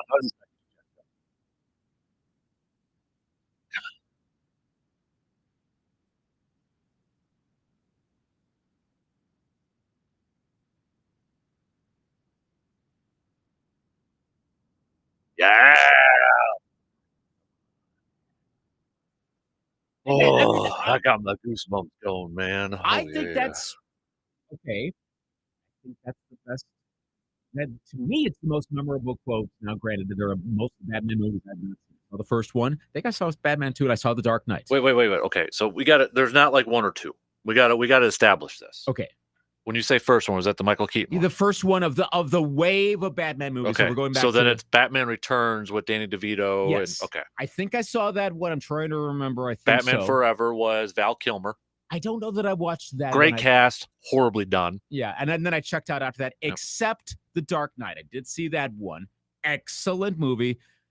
Now, maybe as a more casual Batman, far more casual Batman person, that Michael Keaton quote, maybe because that's the one that was in all of the TV promos back in '89, and of course, that's going to be more impressionable when you're younger. That's the one that's the most memorable to me. If you ask me one thing associated with Batman, what do I remember? Michael Keaton saying, "I'm Batman." It's not Jack Nicholson. That's number 2, I would say, actually. Yeah. It's pretty close, but come on. I'm Batman for a Batman quote. Yeah. Yep. It's just as Big Spence says, I can't even lie. The Michael Keaton Batman commercial was definitely the best Super Bowl commercial. See, I don't count trailers. I keep that thing's all over the place now. You go on TikTok. Dude, that trailer, that Michael Keaton part's like every other 5th video on TikTok right now, depending on what else you view. Oh, boy. Well, that's the thing. The algorithm probably is now super serving you that. And I'm fine with it. I suppose that's not a bad thing. No, like I said, I don't cut the trailers for Super Bowl commercials. Like, seriously, a trailer comes on, that's my cue to go in the kitchen and go do other stuff or check my phone. I don't get into trailers no matter what. Especially if it's the Marvel stuff, which I'm really not into. I'm not I'm not into that. Yeah, I'm not into superhero movies unless it's Batman. Right. And really, I wasn't like Batman versus Superman. I was like, whatever. I wasn't jacked up for that. Whatever. But now it's Michael Keaton. So. That's the thing, though. I was like half paying attention, and someone at the Super Bowl party I was like, whoa, Michael Keaton. And I did kind of perk up, like, what? Huh? Michael Keaton is the perfect Batman for this reason alone. He doesn't have to do the grunting voice to hide it from like what Christian. No offense, Christian Bale's the second best Batman. But what annoys me is the grunting, yelling to camouflage his voice when he's Batman. Yeah, you don't have to do that when you're Michael Keaton. You just have that calm, cool swagger about you. You know, it's Yes, I like it. He's good. And he's not really the, party Bruce Wayne type that gets portrayed out there like a Bruce Wayne going out, or like a Christian Bale, going out with all the models and that sort of thing. So he's got a swag about him. He is. The eyebrow look too. I mean, come on now. Yes. Natural swag. Mm-hmm. It's there. Mm-hmm. So my stock up is Batman right now. Although, everybody's freaking out about Michael Keaton and Ben Affleck did make an appearance in there too, and nobody just gives a rip because nobody really likes Ben Affleck, I think. Even though there was a bracket done a couple years ago on IMDb, Mm-hmm. Ben Affleck was in the finals against Christian Bale. Wow. Yeah. I mean, he's got his. It's all the Bennifer fans out there that probably voted Well- that for crying all out. Well, the whole now was that when Bennifer was dormant? I don't know, but I blame that. It's an easy blame. Yeah, but By the way, speaking of Affleck, you missed that trailer then too about Phil Knight movie, the Nike movie. I'm trying to think. Did I see that go? See, that one has no memory for me. So yeah, I It's missed it. about Nike essentially starting up and trying to sign this guy named Michael Jordan, and this guy trying to convince him that signing Michael Jordan would be a good thing. Matt Damon and Ben Affleck are in it. Weird. Boy. Power couple, Matt Damon and Ben Affleck. Are you gonna watch that movie? I'll watch it when it's out. It's not a one that I'm gonna go to the theater to watch. Probably. Okay. I'll go see Batman in the theater. Might go to streaming pretty quick. Mhm. Yeah, I would not be surprised. But okay, cool. I mean, I think the Duncan ad was pretty good, actually. What was your favorite Super Bowl ad? Of Seems course like I'm it's pretty quiet this year. Yeah, they weren't outstanding. Like I did have a thing for the music ones, but that's just because like when I go like Donna Lewis, I mean, of course I'm gonna perk up at that, but I'm a music geek to that sort of stuff. The Dave Grohl ad I liked. I know that was near the bottom of the ad meter. Mhm. I liked it. The Canada one. Yeah, the Royal Canada one. And Yeah. someone was like, yeah, that's totally going to be at the bottom. And yeah, I guess people are just offended by what, oh, this is Canadian. It's true. I mean, again, as you said, look it up. Football, Canadian. I did not know that, but I'm going to look it up. Dave Grohl's not Canadian though either. He's not. That is That's- ironic. Yeah. He's from not that far from Canada. That's Northwest why I was like, Washington. wait a minute, he's not, isn't he? And There- I had to double check that. There's So. aren't there? I mean, come on, they could have done Ryan Reynolds. Aren't there are plenty of Canadian celebrities that could have done the ad. You know who would have been perfect for that? It wouldn't have garnered as many as Dave Grohl, but Rick Morrison. Honey, I Shrunk the Kid. Oh, that oh gosh, that would have been great. If they could do the Bob and Doug McKenzie, it would have been one step further. Did you see the Ryan Reynolds because he's like Mint Mobile, that cell phone thing? Yeah. Did you see the Rick Moranis commercial he did with him? Yes, that was a very good ad. Yep. I really enjoyed that. But otherwise, favorites like okay, the Amazon dog crate one. Yeah, that one I'm glad my wife and kid didn't see because they've been bugging me about getting another dog. You mentioned that, and Oh. I made a comment last night. I'm like, I'm glad you guys didn't see that because we have a dog, and their whole thing is like, well, then they'd have a friend. I'm like, no, it would kill our dog The because emo- it's so attached, and yeah. Well, that emotional switch up because you're like, oh, Dog Amazon's ones get really me. gonna go there, and then suddenly it switches like, oh, There's another one. I think it was like the farmer's dog or something like that, and I'm like, that was the number one rated ad. yeah, that one. I'm like, nope, anything with a dog gets me. So I did like the Bud Light, just because of the hold music thing, mhm. which I didn't know that was a song from 1989. I mean, it wasn't a hit or anything, but yeah, I ended up going down a rabbit hole on that one. So I mean, Did there- people really get faked out with the Greg Olson and Super Bowl ad? Did you see that one? apparently so. I couldn't believe when people were saying they were upset because they thought their TV went out or something, like See, the feed went out. I kind of overheard some people talking about that, and I'm not sure if they were talking about like they heard other people or they're speculating that happened, or if it actually did happen. It didn't happen with where we were watching. We're just like, oh, this is a Super Bowl ad. Yeah, you could tell it was different. I mean, I don't know. Yeah. But- So I don't know, but I guess if you're not paying close attention and you look up, you're like, oh, what? I guess it depends on what your interface looks like too. Mhm. Because if you're watching on like say Charter or something like that, you're not going to be fooled by that because clearly that's not what you're on. But if you're on something else, yeah, you might actually. So I don't know, but that's kind of what I thought. Yeah. So. I mean, again, hey, but I am underwhelmed to the point. This was the last point on this, and I know we got to move on. This was the first year where I was like, If I miss a Super Bowl ad, I'm okay. I'm off the peak now. Mhm. I think there's so much also like stereotyping. Here's everyone going crazy in an office. Here's an actor being all meta about being an actor. Like you know what here's something with a dog. You know what these are going to be and what the advertisers are going to be. Here's Squarespace. Here's some other tech company you've never really heard of except during the Super Bowl. Like, okay, surprise me. I'm not getting Creativity surprised. is lacking right It now. is. It is. Just saying, it's lacking. Have Yeah. fun with it. I think people are like almost scared to have fun with coming up with ads now, like that are creative and funny. Because people will get all angry at you now. Yeah, come on, let's have some fun. Yeah. Let's make sports fun again. That's like what I like to say. Let's make it fun The again. fun commissioner. Ooh, another nickname. I like it. The fun commissioner. The fun commissioner. Fun. Fun town. What's that? Funky town. What's that song? Is that Bruno Mars? Well, there's Funky Town, but that's more of a rip. Okay. Well, what's that one that's like on the radio all over the place? Uptown Funk. Uptown Funk. Thank you. It's not Yeah. really fun. No, That's it's not. funk. Yeah. A It little sounds fun when you kind of say it in your head, sort of thing. different. Yeah. So, I agree. I mentioned Brandon didn't remember this one. I mentioned it on Friday. Spence said that we need another puppy monkey baby. Do you remember that one? Oh. It was like it's stuck in your head now. Oh. Puppy monkey baby. Oh. Puppy monkey baby. Oh. I see. I don't think I was. It's a fan of that. creepy looking thing. Yeah, I know. The bottom is a baby. The torso is a monkey. And the Yeah. head is a pug. Yeah. But we're talking about it, so maybe that is what we need. All right. Let's do some showdown. 67 versus 68. We're throwing it back in just a couple minutes.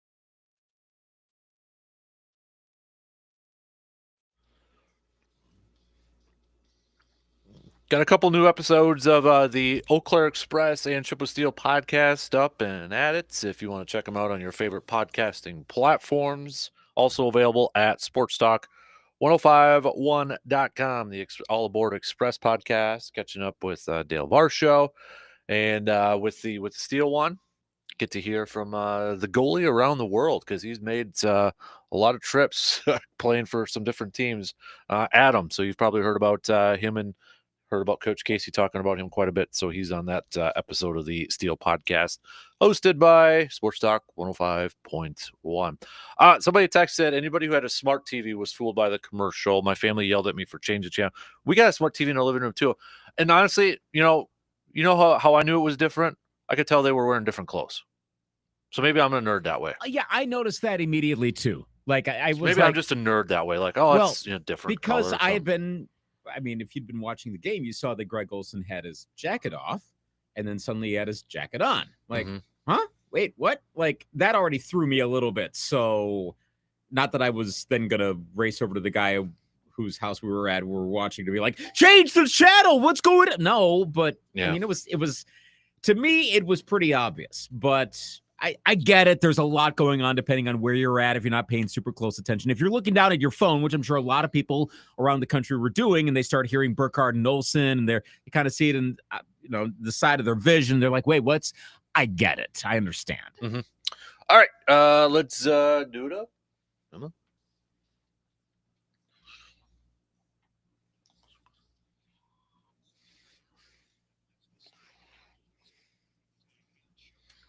This one might be a little interesting, considering that there might be some kind of, what do you want to say, like, not layover, but rollover there in some instances here a little bit. So let's start. It's 1967 versus 1968. We'll start off with sports. Hey, Super Bowl I. That was a good one. Packers beat the Chiefs in that one. I love it how now it's like a tradition unlike any other. When it comes to the Super Bowl coin toss, everybody's got to tweet out the coin toss to Super Bowl I and what it looked like. Just, a couple players and a ref.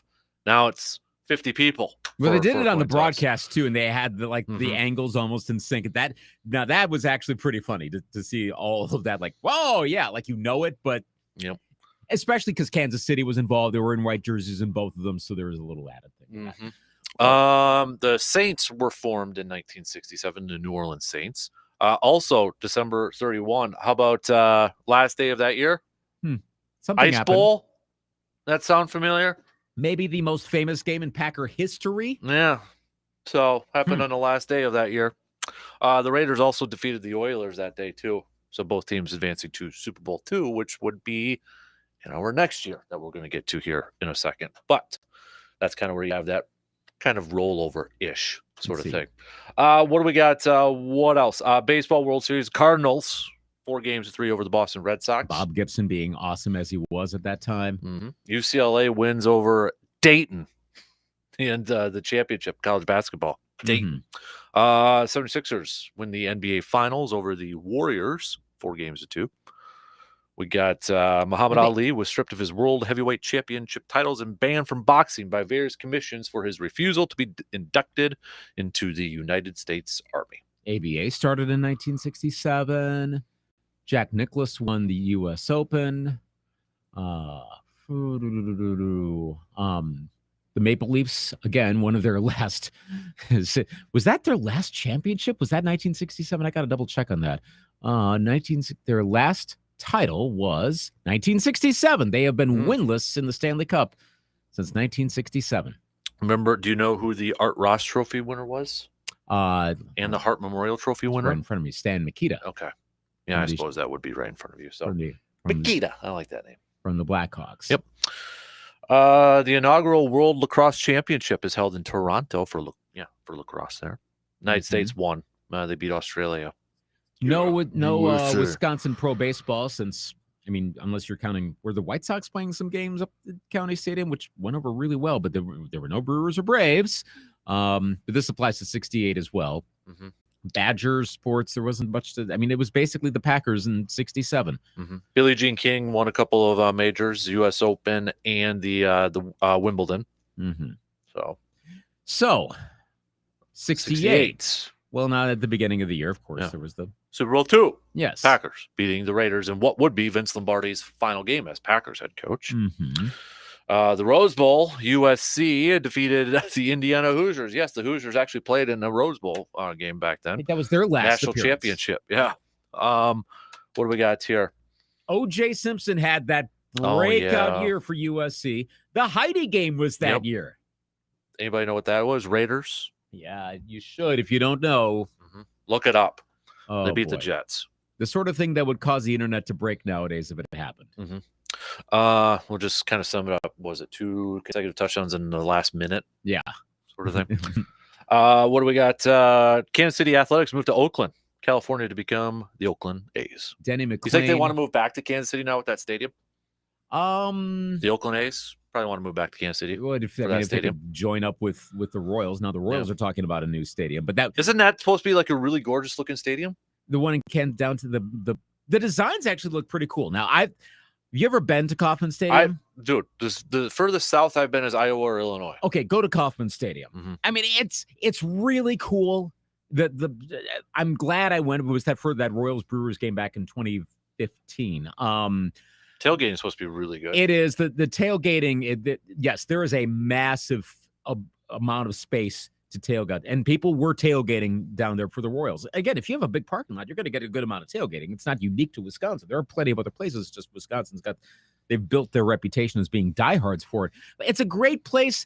I understand why the Royals want to move downtown because, I mean, getting closer to the city center and there's development opportunity. That's a big part of it too, is development. And now, well, and Aren't they right next to Arrowhead though? they are, but that's way out from the downtown. I mean, it is suburban Kansas City. So like Chiefs fans don't have a problem. Is it because they're thinking more fans would come if it's downtown? I think maybe they may have done the math. Well, again, if you're the team, you know where your season ticket holders are from. But again, I think a lot of it is development that they could then build. Like they're already talking about all like the probably condos and such they could build around that. Because remember, So like Titletown. yeah, modern stadium and arena development has about as much to do with what you can develop around it as it does the actual facility itself. And I think that's what's driving a lot of that. Now, for the Chiefs, not to get off track too much, they were starting to talk about building a new stadium in Kansas. You're like, leave Arrowhead? Yes. To actually be in Kansas? Yeah, they would be the Kansas Chiefs? I hate to go here, but Trump's tweet from 2020 would actually be correct. Look it up. It Yeah. happened. But they would potentially move there. And I think Kansas is really trying to do that. At least at one point a year ago, they were. I'm sure they still do. But I'd now be shocked if they moved out of Missouri. but here's the other thing. If the Royals leave, and that would be more likely to happen, I don't know that it will, but if they do go downtown, then Downtown. Kauffman Stadium would go away. But then the Chiefs could Build start that up. developing that land, and they would end up having their own Patriot Place, Title Town. We've talked about the Chiefs' die-hard insane fandom. Mhm. Oh yeah, they would eat that up. And plus, if I had, oh boy, I mean, the iron's hot right now with what's going on with the Chiefs. So, you know. Mhm. I mean, And I'm just saying, Patrick Mahomes is part owner of Kansas City Royals. So, Yeah. I mean, come on, can he have some sway in this whole thing? gosh, the thing is, though, I don't want any of those stadiums to go away. They're both iconic stadiums. By the way, I know I Oh. mentioned it on Monday, but another stock faller for me would be if the Bucks did sell part of. I'm sure you saw this. Oh, I was going to say that. Yeah, yes, the Haslam. please. That was my reaction when I saw the notification. I'm like, I actually audibly said no. Yeah. And I looked on Twitter to see what's the reaction. There were all these people saying, Yeah, "Sorry, a lot Bucks." of people said no. Sorry, Bucks fans. I'm That like, was my that was part of my studs and duds on Monday. That was definitely a dud. You think? Again, I know we're way off track here, but you think Adam Silver is going to step in and be like, "Hey, I hope so. because he's the best PR guy of all the commissioners, Yes. and I'm sure he knows I mean, between the Watson thing and the Flying J controversy, and just generally, I mean, I know apparently he's actually got a decent rep within the building with the Browns. Mhm. But And I know it wouldn't be a think majority, but it's all still of that, but still, what would he be the rotating governor? And Yeah. would it be like a critical Giannis year that he would have the final vote or something? Ugh. I don't know how that works. Can they make it a corporation and sell some stocks? Please, something. Do something. Wes Edens, save us. Yeah. Save us. Aaron, come on, pipe up a little bit more in your shares for crying out please, loud. Yes. I wonder, gosh, you know what, though? According to the story, the Haslam's were trying to buy the Timberwolves. Yeah, I know. straight That's up. I can't imagine a step down from Glenn Taylor, but that would have been the Haslams. You got A-Rod instead. I'll take A-Rod over the Haslams. Mm-hmm. Okay, so anyway, Kansas City lost the A's in 68. Yep. So World Series there, Tigers beat the Cardinals in 7 games, 4-3. Denny McClain, the last pitcher to win 30 or more games. Also that year, Bob Gibson had a 1.12 ERA. And then they lowered them out. Yeah. UCLA beat North Carolina in NCAA men's basketball. Boston Celtics beat the Lakers 4-2. Phoenix Suns were also founded that day. Still waiting for a title, but that may change. We'll see. Billy Casper was your PGA Tour money leader, no relation. Gary Player wins the Open. Mm-hmm. Lee Trevino. Oh, yeah. Won the U.S. Open. Stan Mikita again, the Art Ross Trophy winner and Hart Memorial Trophy. He was good. The Canadians. Now, this was remember, 67, back to 67 quickly was when they expanded. When the original 6 expanded. So you got the North Stars and the Blues and the Kings and other teams. So that's why I know in retrospect, people will be like, wait, so the expansion Blues made it to the championship? They had it set up so like the expansion teams were in one division and the original 6 were in the other. Mm-hmm. So early on, you had like the Blues made it in their first season and the Canadians swept them. Mm-hmm. We had the Olympics that year. So that is a little unfair for 67. So we'll have to kind of account for that. But that was the Mexico City Summer Games. The Winter Games, that was in Grenoble. Pretty memorable moments, and especially the Summer Games. Mm-hmm. Remember a certain thing with track and field. So Billie Jean King won Wimbledon, won the Australian Open. And that was the beginning of the Open era, the Grand Slam events. Mm-hmm. This was the first year, 1968. So a lot was happening in 68. I got my pick. But 1967 was the Ice Bowl and Super Bowl I. Yep. 67 is my pick. Hmm.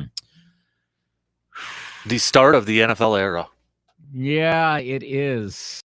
I mean, if we're talking just Wisconsin, it's clearly 67 because the gravity of that game.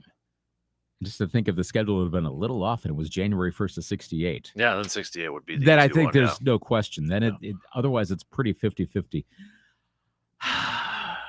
I think there's more of a totality to 68, but that Ice Bowl, I'm barely going to say 67 because of the Ice Bowl. Well, that's a smart choice. Yeah, well done.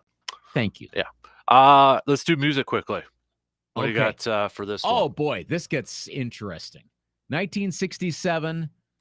I mean, okay, if you look at the radio, it's a little all over the place. You have the counterculture thing, and then you had like the Monkees and Frankie Valli and the Buckinghams. But I mean, Respect was a big hit that year. Happy Together was a hit that year. Groovin', Light My Fire from the Doors, I'm a Believer was a hit that year. Expressway to Your Heart, Soul Man, Sam and Dave, not the Blues Brothers. Incense and Peppermints, Austin Powers reference. Ruby Tuesday. Now, those are among the songs. Among the albums that year, remember Sgt. Pepper's Lonely Hearts Club Band? Mm-hmm. Maybe the #1 album of all time was that year.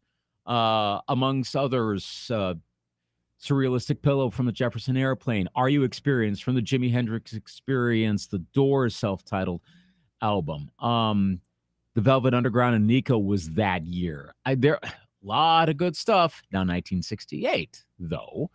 Among the hits that year, Hey Jude.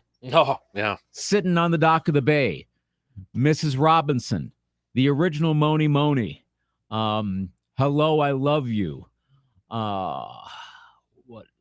What else that like really, really, really jumps out? Judy in Disguise was that year. Born to Be Wild came out in 68. As far as albums go, top albums, and then you know what? I typed this in wrong. So this top albums. 1968 albums. The White Album came out that year. Electric Ladyland from the Rolling Stones came out that year. Let's see. Johnny Cash at Folsom Prison. Astro Weeks from Van Morrison. Now, right about this time, albums are suddenly getting really good. Like it was dynamic around that time. Bookends from Simon and Garfunkel. Beggar's Banquet from the Rolling Stones. That's the one that had Sympathy for the Devil on it. Yeah, I'm going to go 68. I thought you were kind of leaning towards that Yeah. one. So, all right. So it's tied up 1-1. Uh-huh. I thought this was going to be a runaway with the movies until I started scrolling down a little bit more. Now it's going to be kind of interesting. So 67, got another Bond movie with Sean Connery, You Only Live Twice. Mhm. The Graduate, You're Seducing Me, Mrs. Robinson. Mhm. The Jungle Book, the animated one. Bare Necessities. Remember that? Yep. We got In the Heat of the Night. Cool Hand Luke. Yep. Bonnie and Clyde. Mhm. Casino Royale. Ah, yes. And I know that it's rated not that great. I've got, maybe because I watched it when I was a kid, I got a thing for that movie. I think it's hilarious. But Which anyway. one? Casino Casino, Royale. okay. Remember, that's the parody Yep. one. That's not the serious one from the 2000. No. This is a parody. Right. To Sir with Love, The Dirty Dozen. Guess Who's Coming to Dinner? The Producers. Valley of the Dolls. Oh. So and then Camelot, if you want to go down a little bit more. And then so that's 67. 68 is 2001: A Space Odyssey. Once Upon a Time in the West, and you're like, oh, okay, well, what a Barbarella. But then you go down, it's Rosemary's Baby, Planet of the Apes, Romeo and Juliet, Night of the Living Dead, Chitty Chitty Bang Bang. Mm-hmm. Bullet, Steve McQueen. Yep. Hang 'em High with Clint Eastwood. Then The Thomas Crown Affair with Steve McQueen. Funny Girl, Barbara Streisand.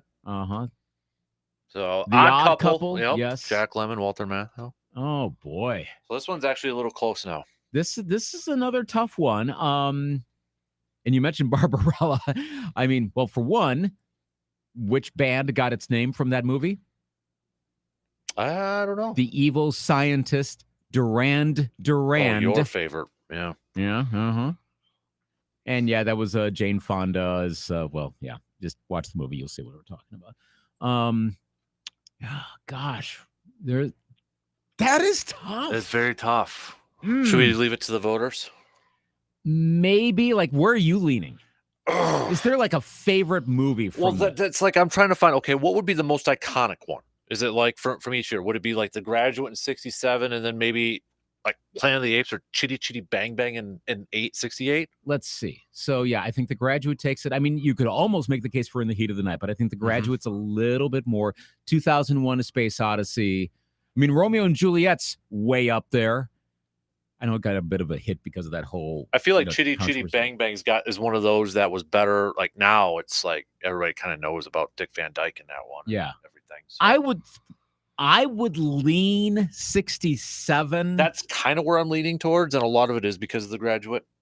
Yeah, but you really can't go wrong with either one. But I was also a big Jungle Book fan as a kid.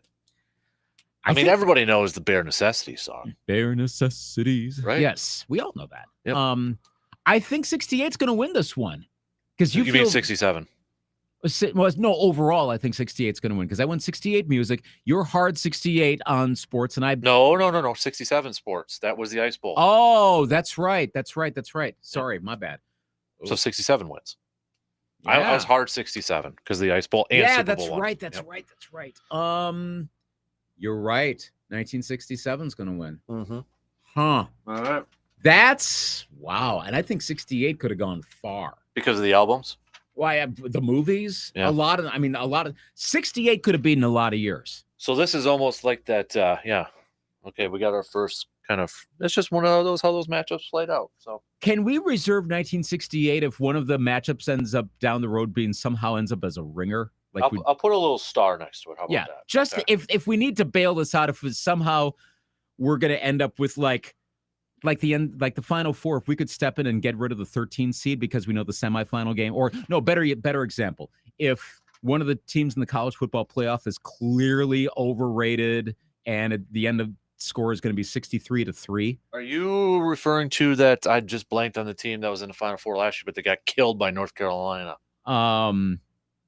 Well, it wasn't North Carolina Duke because that was the second Oh one. yeah, that would have been the Elite Eight matchup. Yeah. I'm blanking on it. Yeah, I mean it's St. Peter's. That's yes, what it was. Yep. one of those. We're like, could we just not? I get it, Cinderella yet of it, but could we change this up? Yeah, that only we actually have the rights to go in, and now it has to be one where we're like, you know what? Ugh. We'll do it for Sports Vigilante. Okay.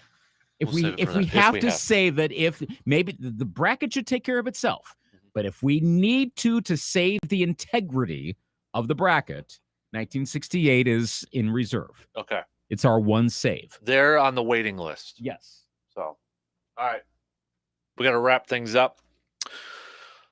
Cover the bases, all that fun stuff. No Bucks game tonight. They get an off day. One more, though, before the All-Star weekend. We'll be back after these words.